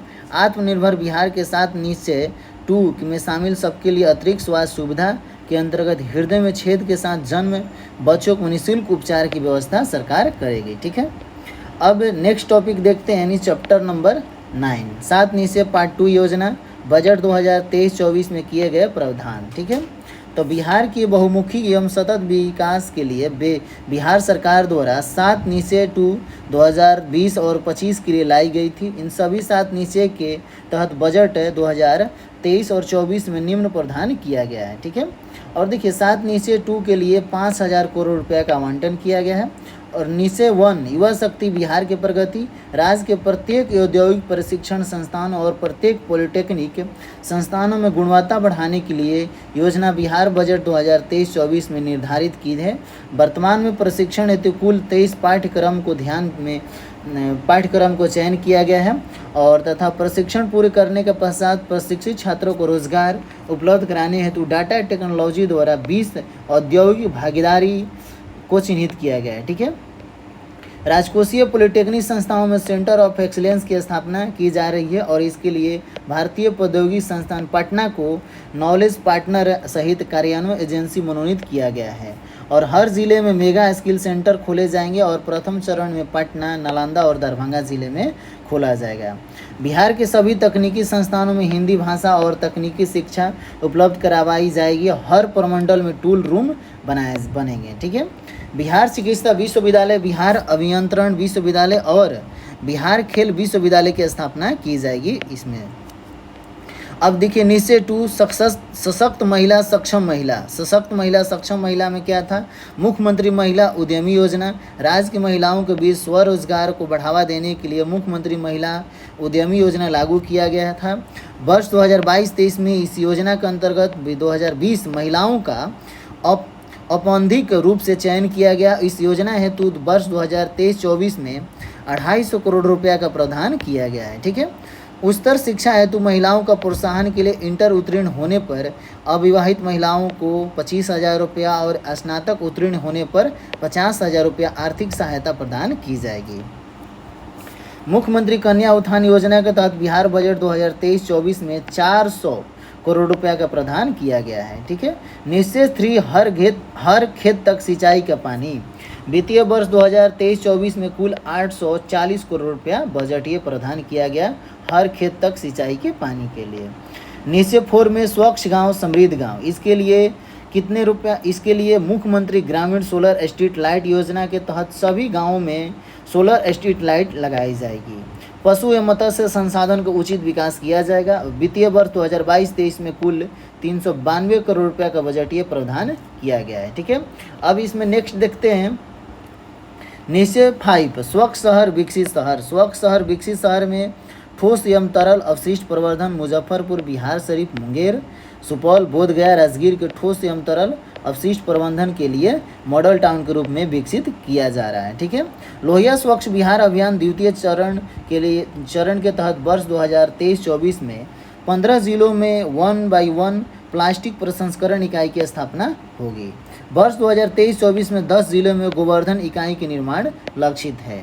स्वच्छ शहर विकसित शहर में सभी जिला मुख्यालयों में वृद्धाश्रम हेतु आश्रय स्थल की स्थापना की जा रही है। ठीक है, शहरी बेघर भूमिहीन गरीब लोगों हेतु बहुमंजिला आवासन उपलब्ध कराया जाएगा। इसमें ये स्वच्छ शहर विकसित शहर में है। मोक्ष धाम योजना के तहत सभी जिला मुख्यालयों में शवदाह गृह का निर्णय किया जाएगा। सभी शहरों में जल जमाव की समस्या का समाधान के लिए स्टार्म वाटर ड्रेनेज सिस्टम का विकास किया जाएगा। ठीक है, अब देखिए निश्चय 6 सुलभ संपर्कता। इस निश्चय को वित्तीय वर्ष 2023-24 में कुल 200 करोड़ रुपया की बजटीय प्रावधान किया गया है सुलभ संपर्कता के तहत। ठीक है, निश्चय 7 सबके लिए अतिरिक्त स्वास्थ्य सुविधा, बेहतर पशु स्वास्थ्य प्रबंधन हेतु आधारभूत व्यवस्था, देसी गोवंश के संरक्षण एवं संवर्धन कार्य हेतु बिहार पशु विज्ञान विश्वविद्यालय द्वारा बायोलॉजिकल सेफ्टी लेवल प्रयोगशाला की स्थापना की जा रही है और गांव-गांव तक लोगों के लिए स्वास्थ्य सुविधाओं को बेहतर उपलब्ध कराना इस बजट में सुनिश्चित किया गया है। ठीक है, 231 विधानसभा क्षेत्र में 11 अतिरिक्त प्राथमिक स्वास्थ्य केंद्र एवं 0.5 स्वास्थ्य उपकेंद्र हेल्थ वर्कर वेलनेस सेंटर की निर्माण प्रगति पर है। ठीक है, बाल हृदय योजना के तहत जनवरी 2023 में कुल 700 से अधिक बच्चों कि राज्य सरकार द्वारा निःशुल्क सफल इलाज अहमदाबाद में कराया गया है। ठीक है। बिहार सरकार द्वारा 7 निश्चय 2 के पहले वर्ष 2015 और 20 के लिए 7 निश्चय 1 योजना का सफलतापूर्वक चलाई गई थी, जो निम्न है। आर्थिक हल युवाओं का बल, इसके तहत 3 योजनाओं का कार्य था। बिहार स्टूडेंट क्रेडिट कार्ड योजना, मुख्यमंत्री निश्चय स्वयं सहायता भत्ता योजना, कुशल युवा कार्यक्रम और आरक्षित रोजगार, महिलाओं का अधिकार, हर घर बिजली लगातार, हर घर नल जल और हर घर तक पक्की गली और नालियाँ, शौचालय निर्माण और घर का सामान और अवसर बढ़े आगे बढ़े। ठीक है। अब हम लोग नेक्स्ट चैप्टर देखते हैं, चैप्टर नंबर 10। ठीक है। वर्ष 2022-23 में बिहार के विभिन्न विभागों द्वारा शुरू किए गए ऐप एवं पोर्टल। ठीक है। चैप्टर नंबर 10 देखते हैं, मौसम बिहार मोबाइल ऐप योजना एवं विकास विभाग द्वारा। पूछेगा मौसम बिहार मोबाइल ऐप जारीकर्ता कौन है? योजना एवं विकास विभाग द्वारा।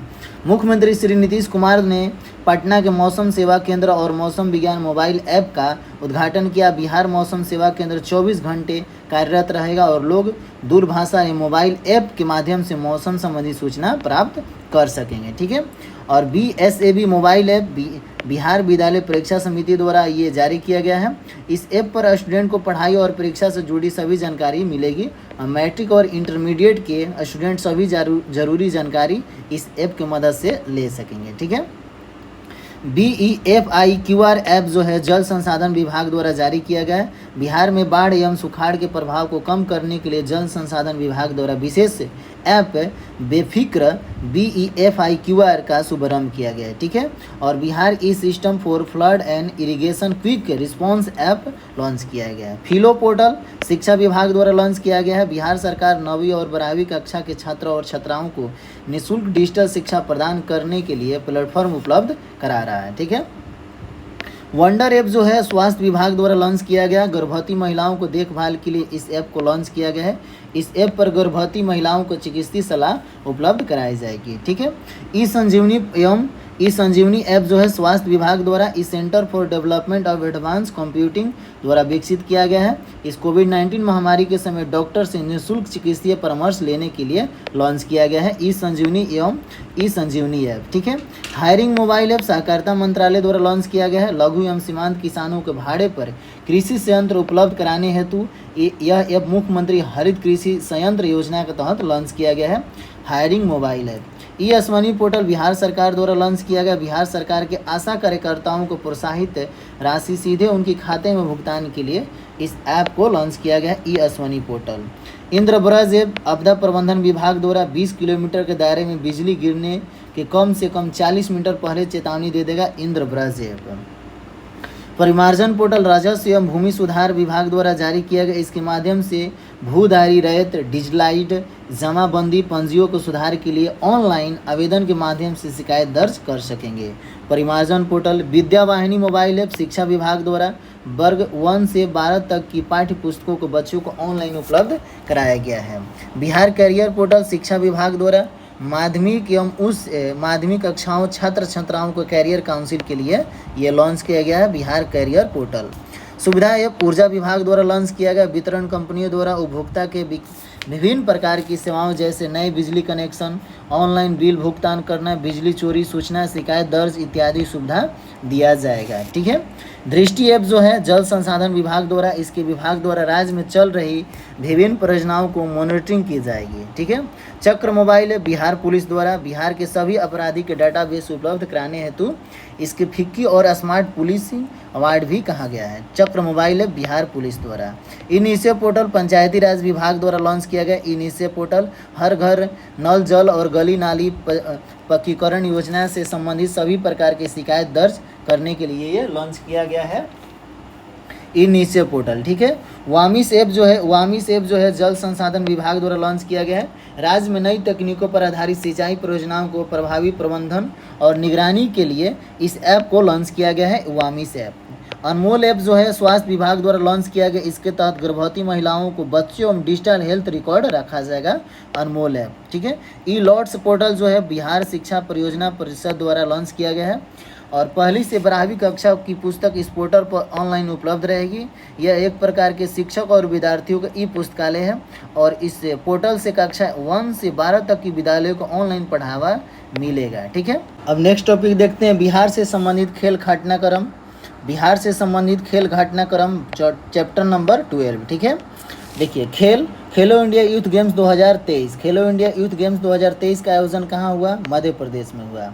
बिहार का स्थान 24वां रहा। कुल 7 पदक में 1 स्वर्ण, 1 रजत और 5 कांस्य पदक के साथ आकाश कुमार तलवारबाजी में स्वर्ण पदक जीते। ठीक है, याद रखिएगा, स्वर्ण पदक आकाश कुमार तलवारबाजी में स्वर्ण पदक जीते। राष्ट्रीय सब जूनियर अंडर 17 कुश्ती प्रतियोगिता 2023 आयोजन कहाँ हुआ था? गोंडा, उत्तर प्रदेश में हुआ था।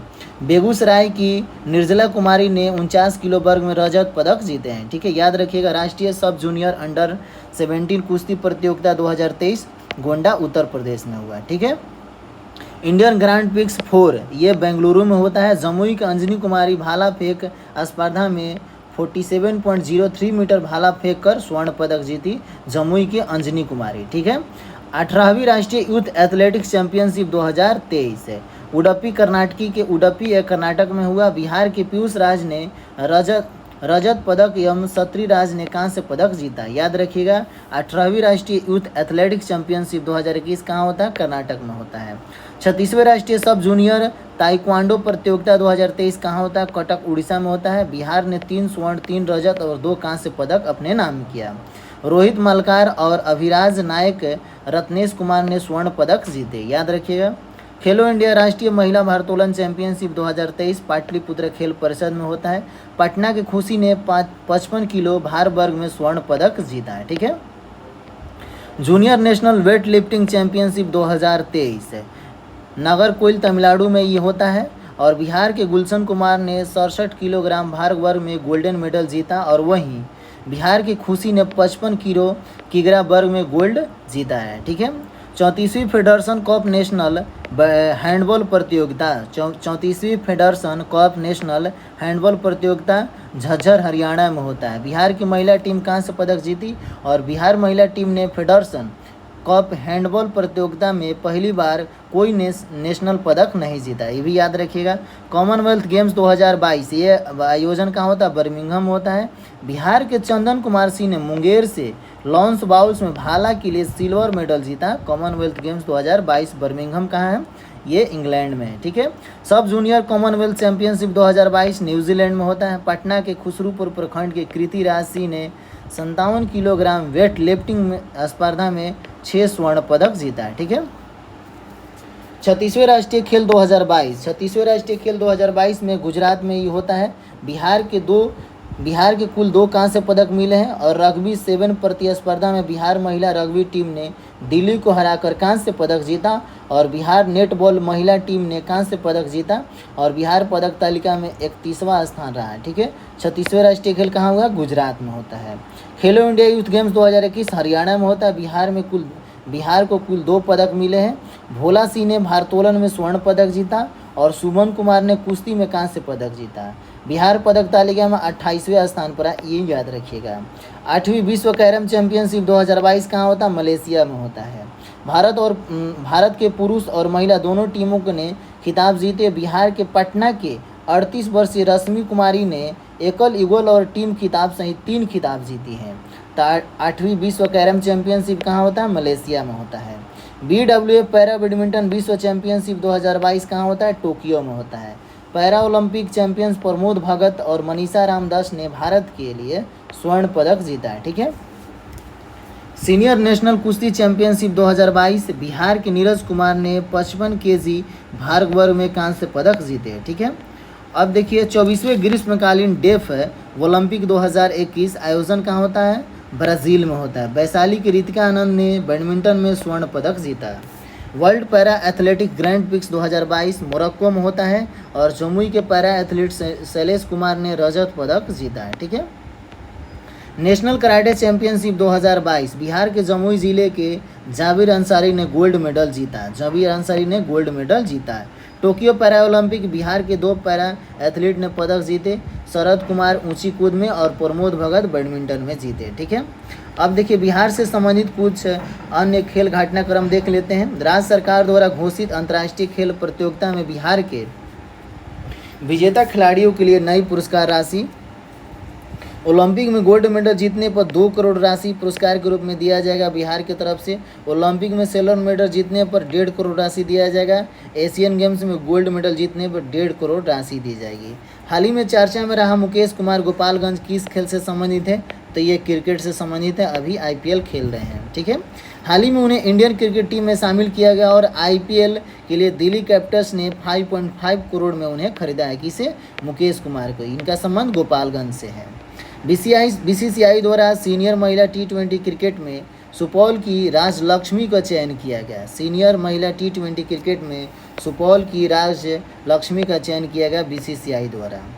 गुजरात में हो रहे 36वें राष्ट्रीय खेल में भाग लेने वाले बिहार के chief the mission Bihar Olympic संघ के चेयरमैन प्रदीप कुमार बने हैं। ठीक है, सेवानिवृत्त INS बने हैं प्रदीप कुमार। ठीक है, बिहार की बालिका टीम गुवाहाटी में संपन्न जूनियर नेशनल फुटबॉल प्रतियोगिता में उप विजेता रही और फाइनल में दादर एवं नगर हवेली ने बिहार को 1-0 से पराजित कर दिया। ठीक है, याद रखिएगा, बिहार की बालिका टीम गुवाहाटी में संपन्न जूनियर नेशनल फुटबॉल प्रतियोगिता में उप विजेता रही। ठीक है, नेक्स्ट देखते हैं बिहार का पहला अंडर 16 क्रिकेट खिलाड़ी जिसने दोनों पारियों में शतक लगाया कौन है? तौफीक जमुई के हैं। बिहार का पहला अंडर 16 क्रिकेट खिलाड़ी जिन्हें दोनों पारियों में शतक लगाया तौफीक कहाँ के रहने वाले? जमुई के रहने वाले हैं। ये कारनामा जो है विजय मर्चेंट ट्रॉफी खेलते समय किए हैं और दिल्ली में आयोजित 37वें स्टेट शूटिंग चैंपियनशिप में गोपालगंज जिले की रहने वाली शशि पांडे ने 10 मीटर एयर पिस्टल में गोल्ड मेडल जीता है। ठीक है, याद रखिएगा। इंदौर में 7 से 9 अक्टूबर के संपन्न हुई 3 दिवसीय पिक बॉल नेशनल चैंपियनशिप में बिहार ने 2 स्वर्ण, 2 रजत और 2 कांस्य सहित कुल 6 पदक जीता है। याद रखिएगा। समस्तीपुर जिले के शशि भूषण प्रसाद को भारतीय रेसलिंग टीम का कोच बनाया गया। शशि भूषण को क्या बनाया गया? भारतीय रेसलिंग टीम का कोच बनाया गया। कहाँ कराने वाले? समस्तीपुर का। बिहार क्रिकेट खिलाड़ी ईशान किशन एक दिवसीय अंतर्राष्ट्रीय क्रिकेट में दोहरा शतक लगाने वाले सबसे तेज खिलाड़ी बने हैं और दोहरा शतक पूरा करने वाले चौथे भारतीय खिलाड़ी बने हैं। कौन बने? ईशान किशन। अंतर्राष्ट्रीय क्रिकेट मैच में दोहरा शतक लगाए हैं, सबसे तेज खिलाड़ी बने हैं। ठीक है, ईशान किशन ने मुंबई IPL 2022 की नीलामी में 15.25 करोड़ में खरीदा 2022 सीजन में सबसे महंगे खिलाड़ी बने थे। रणजी ट्रॉफी 2021-22 में बिहार के लिए डेब्यू कर रहे शकीबुल गनी ने अपने पहले ही प्रथम श्रेणी मैच में 13 शतक जड़ने वाले पहले बल्लेबाज बने। गनी ने मिजोरम के खिलाफ बिहार के रणजी ट्रॉफी मैच में डेब्यू मैच में 405 गेंदों में 341 रन बनाए। ठीक है, अब हम लोग चैप्टर नंबर 13 करते हैं। वर्ष 2022-23 में बिहार के प्रमुख व्यक्तियों का निधन। ठीक है, चैप्टर नंबर 13 में वर्ष 2022-23 में बिहार के प्रमुख व्यक्तियों का निधन के बारे में हम लोग देखेंगे। प्रोफेसर सिद्धेश्वर प्रसाद जो है नालंदा लोकसभा सीट से 3 बार सांसद रहे, त्रिपुरा के पूर्व राज्यपाल रहे हैं और नालंदा कॉलेज में हिंदी साहित्य के महान शिक्षक भी रहे और केंद्र और राज्य में मंत्री भी रहे। ठीक है, शरद यादव 7 बार लोकसभा का सदस्य रहे और बिहार के मधेपुरा सीट से 4 बार सांसद रहे और मध्य प्रदेश के जबलपुर से 2 बार रहे और उत्तर प्रदेश के बदायूं से 1 बार रहे। 3 बार राज्यसभा सदस्य बने हैं और जन्म 1 जुलाई 1947 को बाबई गांव नर्मदापुरम मध्य प्रदेश में इनका जन्म होता है और मृत्यु होता है 12 जनवरी 2023 को। केंद्रीय मंत्री के रूप में श्रम मंत्री रहे, नागरिक उड्डयन मंत्रालय इनके पास रहा, उपभोक्ता मामले मंत्रालय रहा, कपड़ा मंत्रालय रहा, खाद्य एवं सार्वजनिक वितरण मंत्री भी बने रहे। वह जनता दल यूनाइटेड के पहले राष्ट्रीय अध्यक्ष थे। ठीक है, अब नेक्स्ट देखते हैं, इसमें केसरीनाथ त्रिपाठी के बारे में जानते हैं। बिहार और पश्चिम बंगाल के पूर्व राज्यपाल हैं और नवंबर 2014 से अगस्त 2015 और जून 2017 से सितंबर 2017 तक बिहार के राज्यपाल के रूप में भी अतिरिक्त प्रभार संभाले थे केसरीनाथ त्रिपाठी। अब जस्टिस इंदु प्रभा सिंह देखिए, पटना हाई कोर्ट की पहली महिला जज थी। जन्म मुजफ्फरपुर में हुआ और 1990 में पहली बार महिला जज बनी थी। इनका निधन हो गया जस्टिस इंदु प्रभा सिंह के। रामचंद्र माझी के बारे में देख लेते हैं। भिखारी ठाकुर के नाच मंडली के सदस्य भी रहे ये। लौंडा नाच को अंतर्राष्ट्रीय पहचान दिलवाए कौन? रामचंद्र माझी। संगीत अकादमी पुरस्कार 2017 से सम्मानित भी किया गया है। 2021 में पद्मश्री से सम्मानित किया गया है और इनका जन्म होता है 1925 में छपरा जिला में होता है। ठीक है, धनिक लाल मंडल जो है, धनिक लाल मंडल के बारे में हम लोग देख लेते हैं। 1967 में बिहार विधानसभा का अध्यक्ष बने थे धनिक लाल मंडल। हरियाणा एवं राजस्थान के पूर्व राज्यपाल भी रहे धनिक लाल मंडल। झंझारपुर लोकसभा सदस्य भी निर्वाचित भी हुए और 1932 में दरभंगा में इनका जन्म होता है और 1967, 1969, 1972 3 बार बिहार विधानसभा के सदस्य भी बने। कौन? धनिक लाल मंडल। इनका अभी हाल ही में निधन हो गया। ठीक है, अब नेक्स्ट टॉपिक देखते हैं। भारत सरकार के विभिन्न रिपोर्ट और रैंकिंग में बिहार, चैप्टर नंबर 14। ठीक है, अब देखिए इसमें रैंकिंग में देखते हैं कौन सा नंबर 1 पर है। राष्ट्रीय बहुआयामी गरीबी सूचकांक MPI 2023 जारी हुआ। जारीकर्ता याद रखिएगा नीति आयोग द्वारा जारी हुआ है और बिहार का स्थान याद रखना और प्रथम स्थान। बिहार का स्थान सबसे ज़्यादा गरीब राज्य बिहार है और इसका स्कोर भी याद रखिए 33.76 लोग बिहार में गरीब है। राष्ट्रीय बहुआयामी गरीबी सूचकांक जो है जारीकर्ता नीति आयोग और प्रथम स्थान पर सबसे कम गरीब है केरल है। ठीक है, इंडिया जस्टिस रिपोर्ट 2022 में देखिए जारीकर्ता कौन है? टाटा ट्रस्ट द्वारा जारी किया जाता है और बिहार का स्थान या प्रदर्शन देखना है। इसमें 16वां स्थान रहा है। स्कोर कितना रहा? 4.32। ठीक है, और कर्नाटक इसमें नंबर 1 पर रहा है। स्वास्थ्य सूचकांक रिपोर्ट मई 2023 में जारी किया गया। नीति आयोग एवं स्वास्थ्य मंत्रालय द्वारा विश्व बैंक के सहयोग से ये जारी हुआ है। बिहार का रैंक इसमें कौन सा है? 19वां है। सबसे राज्यों में सबसे अंतिम है 19वां राज्य और नंबर 1 पर कौन है? केरल है। ठीक है, इंटरनेट इन इंडिया रिपोर्ट में the internet and mobile association द्वारा जारी किया जाता है। बिहार में सबसे कम इंटरनेट यूज़र मात्र 32% यूज़र यहाँ है। ठीक है, और नंबर 1 पर कौन है? गोवा में सबसे ज़्यादा नेट सब चलाता है, गोवा है। ठीक है, internet in India report 2022 the internet and mobile association द्वारा जारी। बिहार में सबसे कम इंटरनेट यूजर, गोवा में सबसे ज़्यादा है। ईज ऑफ लिविंग इंडेक्स 2022 आवास एवं शहरी मामले मंत्रालय द्वारा जारी किया गया। देखिए बड़े शहरों में पटना का स्थान 33वां रहा, इसका स्कोर रहा 53.26। ठीक है, और छोटे शहरों में सबसे खराब प्रदर्शन मुजफ्फरपुर का रहा है। बड़े शहरों में पटना का स्थान 33वां और छोटे शहरों में सबसे खराब प्रदर्शन मुजफ्फरपुर के। और बड़े शहरों में प्रथम स्थान बेंगलुरु का रहा और छोटे शहरों में प्रथम स्थान शिमला का रहा, ये भी याद रखिएगा। 7वां public affair index 2022 public affair centre द्वारा जारी किया जाता है। ठीक है, बिहार का स्थान इसमें 15वां था और स्कोर रहा 0.461%। हरियाणा इसमें नंबर 1 पर है। ठीक है, नेक्स्ट देखते हैं सामाजिक प्रगति सूचकांक 2022 प्रधानमंत्री के आर्थिक सलाहकार परिषद द्वारा जारी किया जाता। बिहार का स्कोर इसमें रहा 35वां, नीचे से दूसरा स्थान, स्कोर 44.47%। पुडुचेरी इसमें क्या रहा? नंबर 1 पर है। पहला NFSA के लिए राज्य रैंकिंग सूचकांक 2022 खाद्य एवं सार्वजनिक वितरण मंत्रालय द्वारा जारी किया गया। बिहार का स्थान 7वां, स्कोर 0.783%। उड़ीसा इसमें नंबर 1 पर है। ठीक है, दूसरा निर्यात तत्परता सूचकांक 2021 जारी मार्च 2022 में किया जाता। नीति आयोग द्वारा जारी किया जाता। बिहार का स्थान 22वां और स्कोर रहा 32.06। ठीक है, और गुजरात इसमें नंबर 1 पर रहा। तो दूसरा निर्यात तत्परता सूचकांक बिहार का स्थान 22वां। तीसरा भारत नवाचार सूचकांक 2021 में नीति आयोग द्वारा जारी। बिहार का स्थान 35वां और नंबर 1 पर कौन रहा? कर्नाटक। ठीक है, लॉजिस्टिक प्रदर्शन सूचकांक 2021 वाणिज्यिक एवं उद्योग मंत्रालय द्वारा जारी।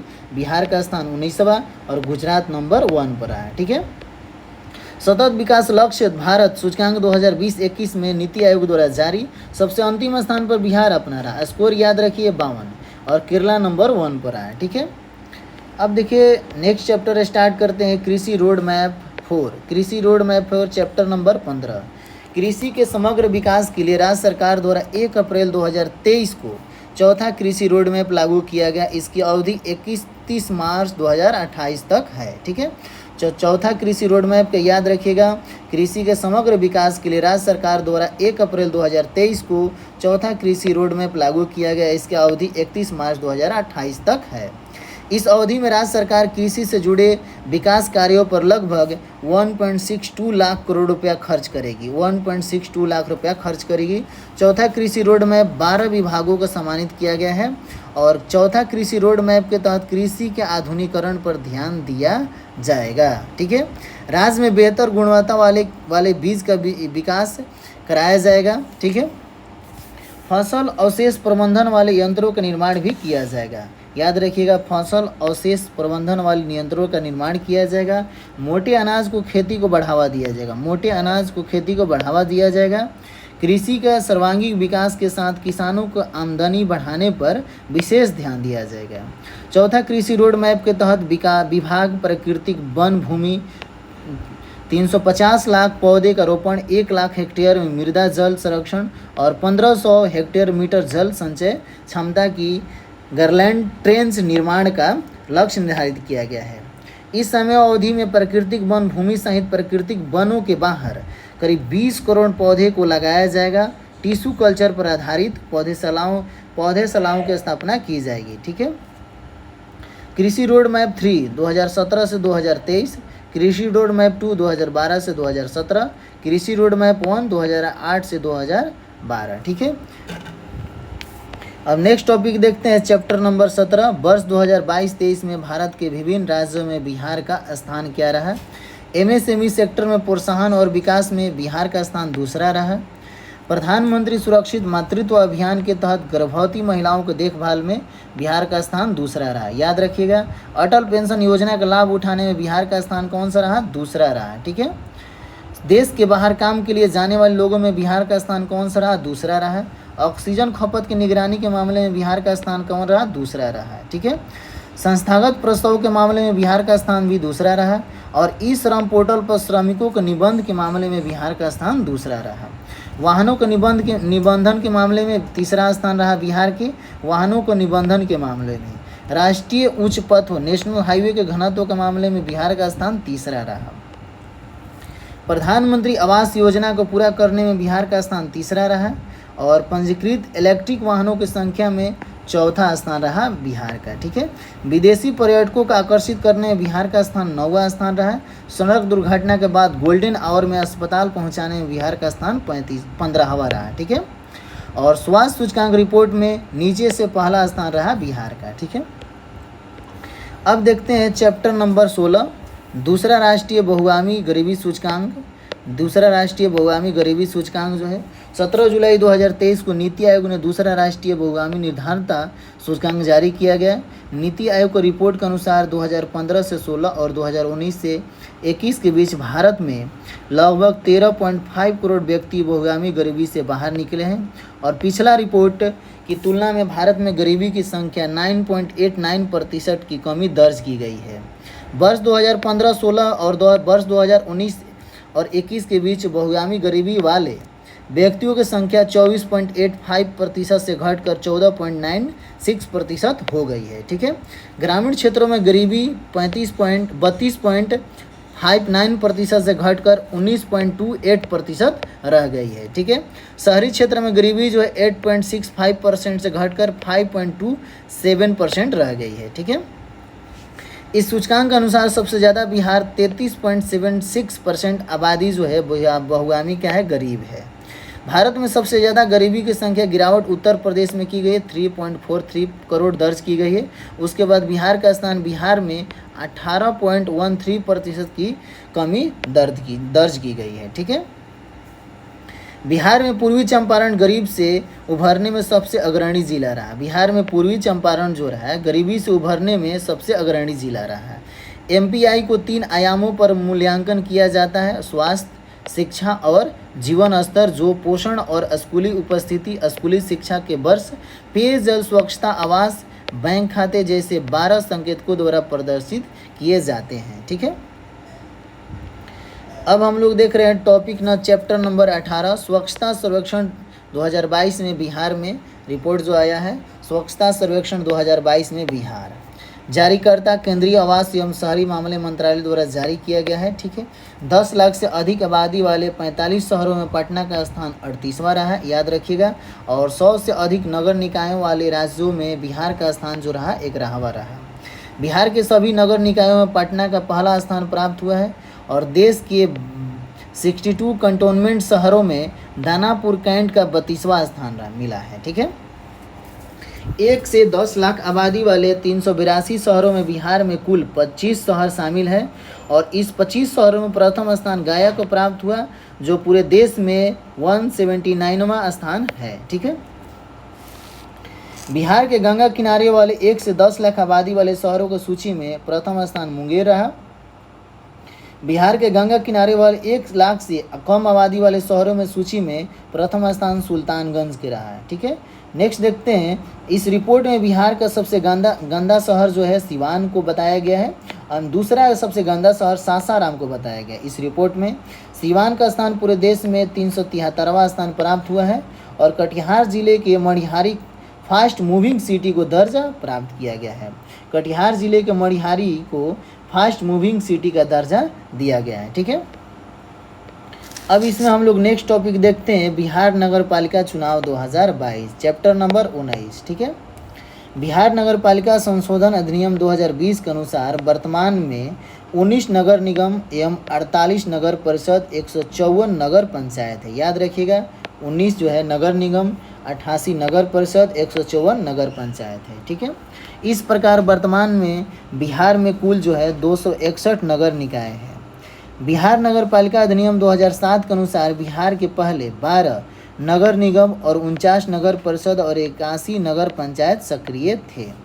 बिहार नगर निकाय चुनाव 2022 2 चरणों में और 18 और 28 दिसंबर को आयोजित करवाए गए थे। इन दोनों चरणों में 224 नगर निकाय का ही चुनाव करवाया गया था। पहले चरण में 156 नगर निकायों को चुनाव कराया गया था और दूसरे चरण में जो था 68 नगर निकायों का चुनाव करवाया गया था, जिसमें से 17 नगर निकाय का भी चुनाव हुआ था।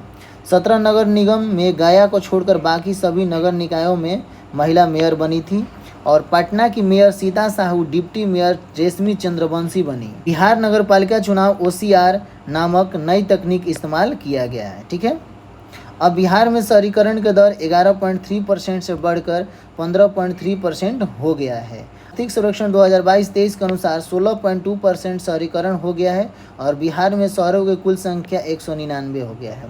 1 लाख या इससे अधिक जनसंख्या वाले शहरों की संख्या कितना है? 26 है। बिहार में गांवों की कुल संख्या कितना है? 39,073 है। ठीक है, अब हम लोग करते हैं चैप्टर नंबर 21, बिहार के नए ब्रांड एम्बेसडर। आनंद कुमार जो है फाइलेरिया उन्मूलन के लिए ब्रांड एम्बेसडर बनाए गए हैं और मोनिका दास जो है चुनाव प्रक्रिया में ट्रांसजेंडर समुदाय की सक्रिय सहभागिता हेतु स्टेट आइकॉन बनाए गए हैं मोनिका दास। ठीक है, मैथिली ठाकुर जो है बिहार खादी हस्तशिल्प और हथकरघा बिहार में मतदाता जागरूकता के लिए स्टेट आइकॉन बनाए गए। कौन? मैथिली ठाकुर। हिमा दास जो है पटना हाफ मैराथन की ब्रांड एम्बेसडर बनाई गई है। नव्या सिंह कटिहार की है मिस ट्रांस क्वीन इंडिया की पहली ट्रांसजेंडर ब्रांड एम्बेसडर बनी है नव्या सिंह। बिहार सरकार द्वारा घोषित नए दिवस चैप्टर नंबर 22। बिहार संग्रहालय दिवस 7 अगस्त को मनाया जाता है। महाराणा प्रताप की जयंती जो है 9 मई को मनाई जाती है। विजयोत्सव दिवस 23 अप्रैल को कुंवर सिंह के संबंधित है। विजयोत्सव दिवस 23 अप्रैल को। जल जीवन हरियाली दिवस प्रत्येक माह के प्रत्येक मंगलवार को मनाया जाता है। जल जीवन हरियाली दिवस। शहीद दिवस जो है 15 फरवरी को मनाया जाता है। याद रखिएगा, शहीद दिवस 15 फरवरी को। सम्राट अशोक की जयंती 9 अप्रैल को मनाई जाती है। सम्राट अशोक की जयंती 9 अप्रैल। प्रतिबंध दिवस शराब नहीं सेवन के लिए 26 नवंबर को मनाया जाता है प्रतिबंध दिवस। परिवार नियोजन दिवस प्रत्येक माह के 21 तारीख को मनाया जाता है परिवार नियोजन दिवस। बिहार पृथ्वी दिवस 9 अगस्त को मनाया जाता है बिहार पृथ्वी दिवस। डॉल्फिन दिवस 5 अक्टूबर को मनाया जाता है डॉल्फिन दिवस। ठीक है, अब हम लोग नेक्स्ट टॉपिक देखते हैं। वर्ष 2023 में बिहार में आयोजित हुए महोत्सव एवं मेला, चैप्टर नंबर 23। ठीक है, महोत्सव मेला मलमासा मेला जो है जुलाई 2023 में स्थल पूछता है राजगीर में हुआ। वन महोत्सव का शुभारंभ कहाँ हुआ था? पटना से होता है। ठीक है, किन्नर महोत्सव कहाँ होता है? प्रेमचंद्र रंगशाला पटना में होता है। याद रखिएगा, किन्नर महोत्सव। आम महोत्सव कहाँ होता है? पटना में होता है जून 2023 में। थावे महोत्सव गोपालगंज में। याद रखिएगा, मिलेट ये महोत्सव जो है मिलेट या बाजरा महोत्सव भोजपुर में होता है, इसको याद रखिएगा। बागवानी महोत्सव जो है बुरकुंवर सिंह पार्क पटना में होता है बागवानी महोत्सव। राष्ट्रीय नाट्य महोत्सव जो है प्रेमचंद्र रंगशाला पटना में होता है, ये मनाया गया है। ठीक है, अब हम लोग देखते हैं वन स्थिति रिपोर्ट 2021 बिहार, चैप्टर नंबर 24 देखते हैं वन स्थिति रिपोर्ट 2021 बिहार। ठीक है, देखिए इसमें हम लोग करते हैं भारत एवं बिहार वन स्थिति रिपोर्ट प्रति 2 वर्षों एवं भारतीय वन सर्वेक्षण द्वारा जारी किया जाता है। भारत यह बिहार के वन स्थिति रिपोर्ट जो है प्रति 2 वर्षों पर जारी किया जाता है, भारतीय वन सर्वेक्षण द्वारा जारी किया जाता है। सर्वप्रथम यह 1987 में प्रकाशित की गई थी। इस श्रृंखला की 17वीं रिपोर्ट है, याद रखिएगा। इस रिपोर्ट जो है श्रृंखला की 17वीं रिपोर्ट है।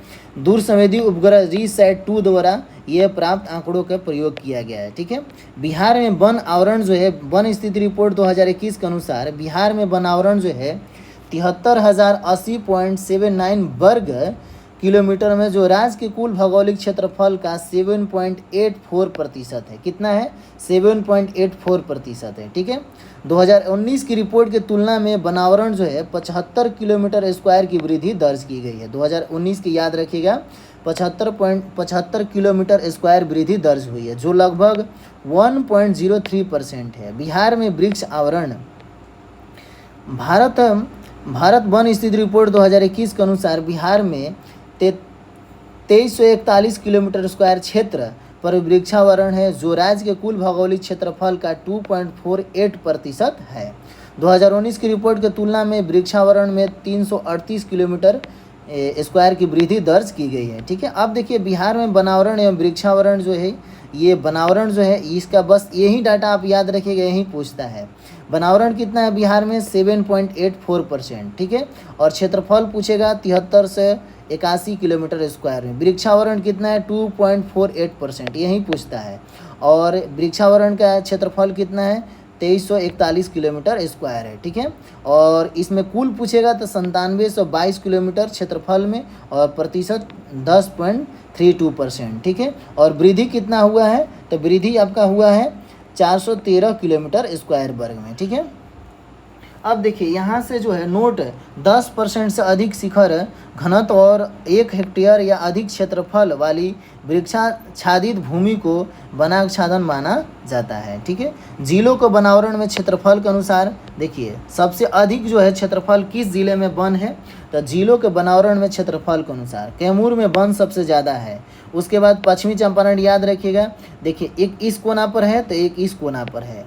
उसके बाद रोहतास है, रोहतास कहाँ है? कैमूर के बगल में ही रोहतास है, तो याद रखिएगा सबसे कैमूर और पश्चिमी चंपारण और रोहतास याद रखिएगा। ठीक है, सबसे कम देखिए पूछ रहा है, तो सबसे कम वनावरण किस जिला में है? तो शेखपुरा में है। उसके बाद कहाँ? अरवल में है। उसके बाद जहानाबाद में है। ठीक है, देखिए तीनों एक ही जगह है। ठीक है, और उसके बाद देखिए अरवल, जहानाबाद, शेखपुरा तीनों एक ही जगह, याद रखिएगा ये शेखपुरा, अरवल और जहानाबाद। ठीक है, अब जिलों का वनावरण प्रतिशत में सबसे ज़्यादा, देखिए प्रतिशत पूछ रहा है, वनावरण में प्रतिशत सबसे ज़्यादा कहाँ है? तो कैमूर में सबसे ज़्यादा 1% है। उसके बाद जमुई में है, उसके बाद नवादा में है। कैमूर में कितना है? 31.56% है। उसके बाद जमुई में, उसके बाद नवादा में है। ठीक है, नेक्स्ट देखते हैं जिलों के वनावरण में प्रतिशत के अनुसार जिलों में वनावरण सबसे ज़्यादा, सबसे कम किस ज़िले में प्रतिशत में है? तो शेखपुरा में सबसे कम प्रतिशत में वन है 0.17%, और बक्सर में उसके बाद बक्सर में है, उसके बाद सिवान में है। 2019 की तुलना में वनावरण में वृद्धि, सर्वाधिक वृद्धि वाले ज़िले हैं बांका है, उसके बाद जमुई है, उसके बाद गया है। ठीक है, याद रखिएगा वनावरण वृद्धि में बांका सबसे ज़्यादा वृद्धि किया है, 16.29 किलोमीटर स्क्वायर में वृद्धि किया है। उसके बाद जमुई है, उसके बाद गया है। 2019 की तुलना में वनावरण में कमी, सर्वाधिक कमी वाले ज़िले जो है, सबसे कमी जो है कैमूर में हुआ, उसके बाद सुपौल में हुआ, उसके बाद रोहतास में हुआ है। ठीक है, अब देखिए अन्य बिंदु याद रखिएगा, वाल्मीकि नगर टाइगर रिजर्व जो है 796.12 किलोमीटर स्क्वायर वन में है, जो कुल टाइगर रिजर्व का 928.8 से 0 किलोमीटर स्क्वायर का 85.71% है। ठीक है, 2021 में बिहार में विभिन्न प्रकार के वनों का अंतर्गत प्रतिशत क्षेत्र, अति सघन वन जो है 70% से अधिक शिखर सघनता है 2019 में, और मध्यम सघन वन जो है 40% है, 40 से 70% शिखर सघनता है, और खुले वन जो है 10% से लेकर 40% शिखर सघनता है। ठीक है, अब देखिए ये वर्ग में दिया हुआ है, क्षेत्रफल में दिया हुआ, बहुत घने वन 333 किलोमीटर स्क्वायर क्षेत्र में है, और 2019 में 2021 में कितना है? 333 किलोमीटर है। मध्यम रूप से घने वन है 3250 किलोमीटर है, और 2021 में 3286 किलोमीटर स्क्वायर में। खुला वन जो है 3693 किलोमीटर स्क्वायर में है, और क्षेत्रफल में 3762 किलोमीटर स्क्वायर में है। कुल वन जो है 7306 किलोमीटर स्क्वायर में है और 2021 में 7381 किलोमीटर स्क्वायर में है।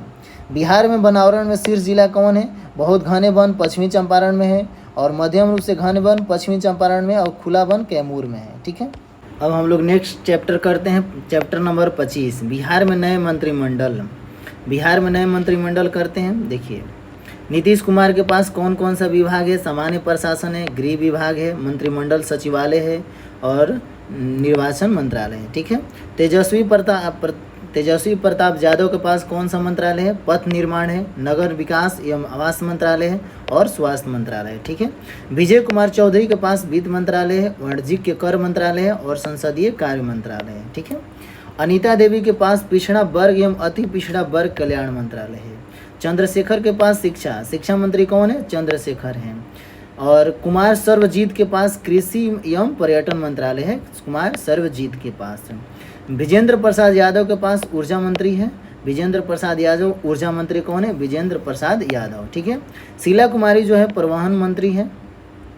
समीर कुमार महासेठ जो है उद्योग मंत्री हैं, याद रखिएगा। समीर कुमार महासेठ कौन सा मंत्री है? उद्योग मंत्री है। अशोक चौधरी जो है भवन निर्माण मंत्री है, याद रखिएगा। अशोक चौधरी कौन है? भवन निर्माण मंत्री है। ठीक है, सुरेंद्र राम जो कौन सा मंत्रालय इनके पास है? श्रम मंत्रालय इनके पास है, सुरेंद्र राम के पास। ठीक है, श्री आलोक कुमार मेहता जो है राजस्व एवं भूमि सुधार एवं गन्ना उद्योग मंत्री इनके पास है। ठीक है, श्री आलोक कुमार मेहता।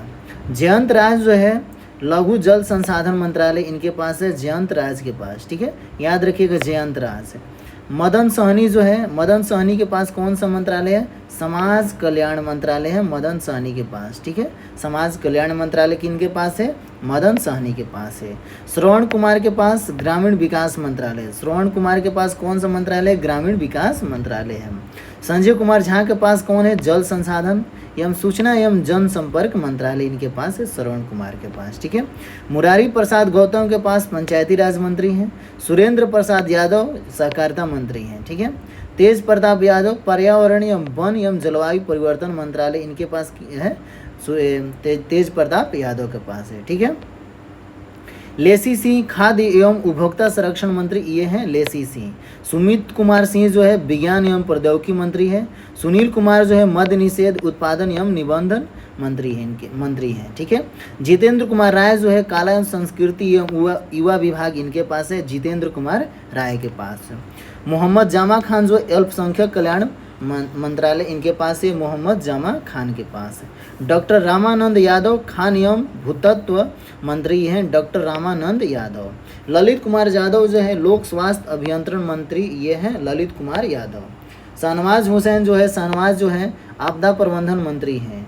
रत्नेश सादा जो है अनुसूचित जाति एवं जनजातीय कल्याण मंत्री हैं, रत्नेश सादा। ठीक है, अब हम लोग चैप्टर नंबर करते हैं 26, बिहार में हो रहे नए निर्माण कार्य, भवन निर्माण एवं बिहार के द्वारा। चैप्टर नंबर 26 है।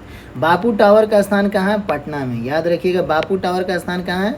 पटना में। ठीक है, महाबोधि संस्कृति केंद्र कहाँ है? ये आपको है बोधगया में, याद रखिएगा। ये कहाँ है? बोधगया में। ठीक है, बहुउद्देशीय प्रकाश कुंज कहाँ है? बहुउद्देशीय प्रकाश कुंज कहाँ है?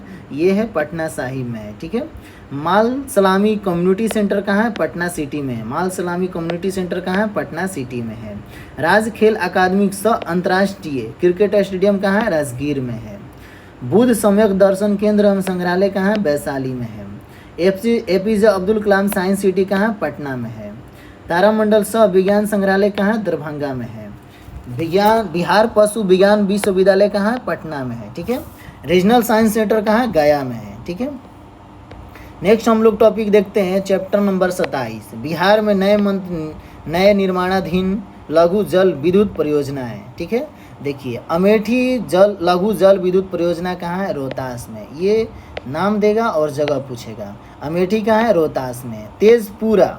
तेजपुरा लघु जल विद्युत परियोजना कहाँ है? औरंगाबाद में है।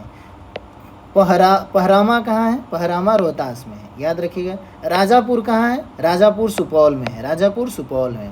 मठौली कहाँ? मठौली पश्चिमी चंपारण में है। रामपुर कहाँ है? रोहतास में, याद रखिएगा। रामपुर कहाँ है? रोहतास में। ठीक है, और नटवार कहाँ है? नटवार रोहतास में है। नटवार लघु जल विद्युत परियोजना कहाँ है? रोहतास में। सिपहा कहाँ? औरंगाबाद में है। देहरा कहाँ है? देहरा औरंगाबाद में है। वलीदाद कहाँ है? अरवल में है। वलीदाद याद रखिएगा कहाँ है? अरवल में है। बड़वल कहाँ है? पश्चिमी चंपारण में है। इन सभी निर्माणाधीन जल विद्युत परियोजनाओं की कुल क्षमता जो है 9.3 मेगावाट है। बिहार में पहले से 13 लघु जल विद्युत परियोजनाएं चालू है, जिनमें से कुल बिजली उत्पादन 54.3 मेगावाट हो रहा है। ये डाटा याद रखिएगा। अब देखिए आता हम लोग को बिहार बजट। बिहार बजट और बिहार आर्थिक सर्वेक्षण हम लोग एक सेपरेट वीडियो में बनाएंगे, तो इसको हम लोग अभी नहीं करेंगे। बिहार बजट और बिहार आर्थिक सर्वेक्षण, ठीक है, इसमें है, और ये भी इसको भी सेपरेट वीडियो में करेंगे। वर्ष 2022-23 में बिहार में चलाए गए महत्वपूर्ण अभियान, ठीक है, और बिहार आर्थिक सर्वेक्षण 30 नंबर चैप्टर है, इसको भी सेपरेट वीडियो में बनाएंगे, ठीक है। अब हम लोग इसमें आगे देखेंगे, आगे के टॉपिक जो है क्या है अब हम लोग इसमें देखेंगे 31 हो गया, और 32 नंबर टॉपिक करेंगे। 32 नंबर चैप्टर में क्या है? विभिन्न फसलों को उत्पादन और उत्पादकता के जिलावार आंकड़े। देखिए चावल के सर्वाधिक उत्पादन किस जिला में हुआ? रोहतास में हुआ। सर्वाधिक उत्पादकता पश्चिमी चंपारण में होता है, और गेहूं में रोहतास है, और सर्वाधिक उत्पादकता जो है बेगूसराय में है, ठीक है, और मक्का में कटिहार है, और अररिया जो है इसमें उत्पादकता में रहा, ठीक है, और दलहन में सर्वाधिक उत्पादन पटना जिला है, और सर्वाधिक उत्पादकता में जहानाबाद है। तो पूछेगा चावल के सर्वाधिक उत्पादन रोहतास में, गेहूं का रोहतास में, मक्का का कटिहार में, दलहन का पटना में, ठीक है। अब देखिए हम लोग देखते हैं चैप्टर नंबर 33, बिहार में सड़क नेटवर्क है। चैप्टर नंबर 33 में देखते हैं बिहार में सड़क नेटवर्क के मामले में। राष्ट्रीय उच्च परिपथ नेशनल हाईवे के मामले में बिहार में कुल लंबाई कितना है? तो 5,977 किलोमीटर बिहार में कुल नेशनल हाईवे की लंबाई है। सर्वाधिक लंबाई वाला जिला नेशनल हाईवे सर्वाधिक किस जिला में है? तो पटना में 506 किलोमीटर है। सबसे कम लंबाई वाला जिला कौन है? शिवहर में है 22 किलोमीटर में, ठीक है। और स्टेट हाईवे देखते हैं बिहार में कुल लंबाई कितना है स्टेट हाईवे का? तो इसमें है स्टेट हाईवे की लंबाई जो है 3,638 किलोमीटर है, और सर्वाधिक लंबा स्टेट हाईवे किस जिला में? पटना में। सबसे कम कहाँ है? शिवहर में, ठीक है। अब इसमें हम लोग नेक्स्ट टॉपिक देखते हैं जनगणना 2011 बिहार एवं भारत की तुलना में, ठीक है। कुल जनसंख्या और बिहार वर्ष 2011 में और भारत वर्ष 2011 में कुल जनसंख्या कितना रहा बिहार का? 10.41 करोड़ रहा है, और भारत में कितना रहा? 121 करोड़ लगभग रहा है, ठीक है। कुल जनसंख्या में पुरुषों का प्रतिशत कितना रहा? तो 52.14% रहा है, और वहीं भारत के मामले में देखेंगे तो 51.54% रहा है पुरुषों की जनसंख्या। बिहार में 52.14 और भारत में 51.54। कुल जनसंख्या में महिलाओं का प्रतिशत बिहार में कितना रहा? 47.86% रहा है, और वहीं भारत में कितना रहा? 48.46% रहा है, ठीक है। और ग्रामीण जनसंख्या बिहार में कितना रहा? कितना करोड़ रहा? 9.23 करोड़ रहा, और वहीं भारत में कितना रहा? 83.37 करोड़ रहा भारत में। ग्रामीण जनसंख्या प्रतिशत कुल जनसंख्या का, ग्रामीण जनसंख्या बिहार में कितना रहा? तो 88.7% ग्रामीण जनसंख्या रहा, और वहीं भारत में कितना रहा? 68.8% रहा, ठीक है। अब देखिए शहरी जनसंख्या बिहार में कितना करोड़ है? 1.18 करोड़ है, और वहीं इंडिया में 37.71 करोड़ है, ठीक है। और शहरी जनसंख्या प्रतिशत के मामले में कितना रहा? तो 11.3% शहरी जनसंख्या बिहार में, और इंडिया में 31.2% जनसंख्या इंडिया में रहा। 2001 से 11 के दौरान दशकीय वृद्धि दर कितना हुआ है बिहार में? तो 25.42% रहा है, और वहीं इंडिया के स्तर पर देखें तो 17.7% रहा है, ठीक है। और देखिए लिंग अनुपात बिहार में कितना रहा है? तो 918 रहा है लिंग अनुपात, इसको याद रखिएगा, VVIA पूछता है। 918 रहा है, और इंडिया के अनुपात में देखें तो 943 रहा है, ठीक है। बाल लिंग अनुपात बिहार में कितना रहा? तो 935 रहा है, और इंडिया का स्थान पर देखें तो 919 रहा है, ठीक है। घनत्व बिहार में घनत्व कितना रहा? 1 वर्ग किलोमीटर में तो 1106 वर्ग किलोमीटर घनत्व रहा, और इंडिया के लेवल पर 382 वर्ग किलोमीटर घनत्व रहा है, ठीक है। अब देखिए शहरीकरण के मामले में बिहार में कितना परसेंट रहा? 11.3% रहा, और इंडिया में 31.2% रहा। शहरीकरण का दशकीय वृद्धि पूछ रहा है, बिहार में शहरीकरण का दशकीय वृद्धि कितना है? तो 0.8% है, और इंडिया में कितना है? 3.4% है, ठीक है। 0 से 14 आयु समूह की जनसंख्या प्रतिशत कितना है, तो 40.2% है और इंडिया लेवल पर 30.9% प्रतिशत है। ठीक है, 15 से लेकर 59 आयु समूह की जनसंख्या प्रतिशत कितना रहा है, 53.5% रहा है और इंडिया के लेवल पर 60.7% रहा है। ठीक है, 60 वर्ष और अधिक आयु समूह की जनसंख्या प्रतिशत बिहार में कितना रहा है, 6.7% रहा है और इंडिया में 8.4% रहा है, याद रखिएगा। और साक्षरता दर देखिए बिहार का, साक्षरता दर बिहार का कितना रहा, 61.8% रहा और इंडिया का कितना रहा, 74.04% रहा, याद रखिएगा। 61.8%, 74.04%। पुरुष साक्षरता दर पूछ रहा है बिहार का, 71.2% रहा और इंडिया के लेवल पर 82.12% रहा है। ठीक है, महिला साक्षरता पूछ रहा है, ये बिहार का ये पूछा हुआ प्रश्न है, 51.5% रहा और इंडिया लेवल पर 65.42% रहा महिलाओं का साक्षरता दर। साक्षरता दर में वृद्धि 2021 से 2011 के बीच कितना हुआ है, 17.9% साक्षरता दर में वृद्धि हुआ है और इंडिया लेवल पर कितना हुआ, 10.9% वृद्धि हुआ है। ठीक है, ग्रामीण साक्षरता दर देखिए 59.8% बिहार में रहा और इंडिया लेवल पर 67.8% इंडिया लेवल पर रहा। शहरी साक्षरता दर देखिए बिहार में 76.9% रहा है और इंडिया लेवल पर 84.1% रहा है। ठीक है, और देखिए अनुसूचित जाति का प्रतिशत कुल जनसंख्या का बताना है। बिहार में अनुसूचित जाति का प्रतिशत जो है 15.72% रहा है और इंडिया लेवल पर 16.6% रहा है। ठीक है, और देखिए अनुसूचित जनजाति का प्रतिशत कुल जनसंख्या का 1.3% रहा है और इंडिया लेवल पर 8.6% रहा है। ठीक है, अब देखिए हम लोग नेक्स्ट टॉपिक करते हैं जनगणना 2011 बिहार के जिलावार आंकड़े, चैप्टर नंबर 35। ठीक है, देखिए सर्वाधिक जनसंख्या वाले 3 जिला पटना रहा, उसके बाद पूर्वी चंपारण, उसके बाद मुजफ्फरपुर रहा। ठीक है, याद रखिएगा सर्वाधिक जनसंख्या वाला जिला कौन रहा, पटना रहा, पूर्वी चंपारण रहा, मुजफ्फरपुर रहा।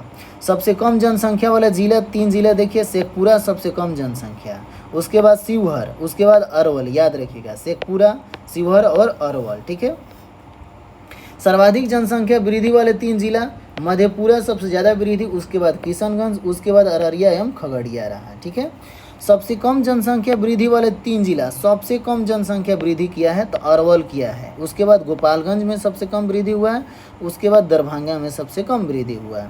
सर्वाधिक लिंगानुपात वाला 3 जिला ये है, गोपालगंज में लिंगानुपात देखिए 1021 है, माने 1000 पुरुष पर 21 महिलाएं इसमें क्या है, ज़्यादा है। ठीक है, और उसके बाद सिवान है, उसके बाद सारण है। ठीक है, सबसे कम लिंगानुपात वाले 3 जिला मुंगेर है, मुंगेर में 1000 पुरुष पर देखिए इतनी महिलाएं आपका कम है, 24 महिलाएं जो है आपका कम है। ठीक है, और उसके बाद भागलपुर में है, उसके बाद खगड़िया में है। सर्वाधिक बाल लिंगानुपात वाला 3 जिला कौन है, किशनगंज में बाल लिंगानुपात, उसके बाद कटिहार है, उसके बाद गया है। ठीक है, और उसके बाद सबसे कम बाल लिंगानुपात वाला 3 जिला कौन है, वैशाली है सबसे कम बाल लिंगानुपात वाला जिला, उसके बाद पटना है, उसके बाद मुजफ्फरपुर है। सर्वाधिक जनसंख्या घनत्व वाले जिला देखिए, शिवहर में सबसे ज़्यादा जनसंख्या घनत्व है, 1 किलोमीटर स्क्वायर में 1880 लोग निवास करते हैं, उसके बाद पटना, उसके बाद दरभंगा। सबसे कम जनसंख्या घनत्व वाले 3 जिला कौन है, कैमूर में है सबसे कम, देखिए कितना ये ऐसे लोग रहते हैं, 488 है, उसके बाद जमुई, उसके बाद बांका है। सर्वाधिक शहरीकरण वाले 3 जिला कौन है, पटना है, सर्वाधिक शहरीकरण वाले 3 जिला देखिए पटना, उसके बाद मुंगेर है, उसके बाद भागलपुर है। ठीक है, सबसे कम शहरीकरण वाले 3 जिला कौन है, समस्तीपुर और बांका और मधुबनी और कैमूर है। ठीक है, सर्वाधिक साक्षरता दर वाले 3 जिला, रोहतास में सर्वाधिक साक्षरता दर है 73.4% है, उसके बाद पटना में, उसके बाद भोजपुर में है। सबसे कम साक्षरता वाले जिला कौन है, पूर्णिया में 51.1% है, उसके बाद सीतामढ़ी में है, उसके बाद कटिहार में है। ठीक है, सर्वाधिक पुरुष साक्षरता वाले 3 जिला कौन है, रोहतास है 82.9% के साथ रोहतास है, उसके बाद भोजपुर है, उसके बाद बक्सर है। ठीक है, अब देखिए सबसे कम पुरुष साक्षरता वाले जिले कौन है, पूर्णिया है 59.1% है, उसके बाद कटिहार है, उसके बाद सीतामढ़ी है। ठीक है, सर्वाधिक महिला साक्षरता वाले 3 जिला कौन है, रोहतास है 63% महिला साक्षरता वाला जिला है, उसके बाद मुंगेर है, उसके बाद पटना है।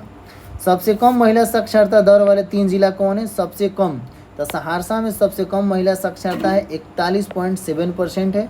उसके बाद मुंगेर में है, सहरसा में है, उसके बाद मधेपुरा में है, उसके बाद पूर्णिया में है। याद रखिएगा, सबसे कम महिला साक्षरता दर वाले जिला सहरसा, मधेपुरा और पूर्णिया। सर्वाधिक ग्रामीण साक्षरता वाले 3 जिला कौन है? रोहतास है। रोहतास में ग्रामीण साक्षरता 72.5%, उसके बाद औरंगाबाद, उसके बाद भोजपुर। सबसे कम ग्रामीण साक्षरता वाले 3 जिला कौन है? सबसे कम ग्रामीण साक्षरता पूछ रहा है तो पूर्णिया में है, उसके बाद कटिहार में है, उसके बाद सीतामढ़ी में है। सर्वाधिक शहरी साक्षरता वाले जिले, इसको VBI करके रखिएगा, याद रखिएगा। सर्वाधिक शहरी साक्षरता दर वाले 3 जिला कैमूर है, उसके बाद पटना है, उसके बाद मुंगेर है। सर्वाधिक कम शहरी साक्षरता दर वाले 3 जिला कौन है? शिवहर है, उसके बाद शेखपुरा है, उसके बाद मधुबनी है। ठीक है। सर्वाधिक अनुसूचित जाति SC% वाले 3 जिला कौन है? SC सबसे ज़्यादा कहाँ रहते हैं? गया में रहते हैं, 30.39%, उसके बाद नवादा, उसके बाद औरंगाबाद। न्यूनतम अनुसूचित जाति SC% वाले 3 जिला कौन है? किशनगंज में SC कम रहते हैं, उसके बाद कटिहार में, उसके बाद भागलपुर में। ठीक है। सर्वाधिक अनुसूचित जनजाति ST% वाले 3 जिला कौन है? पश्चिमी चंपारण में ST सबसे ज़्यादा 6.35%, उसके बाद कटिहार, उसके बाद जमुई।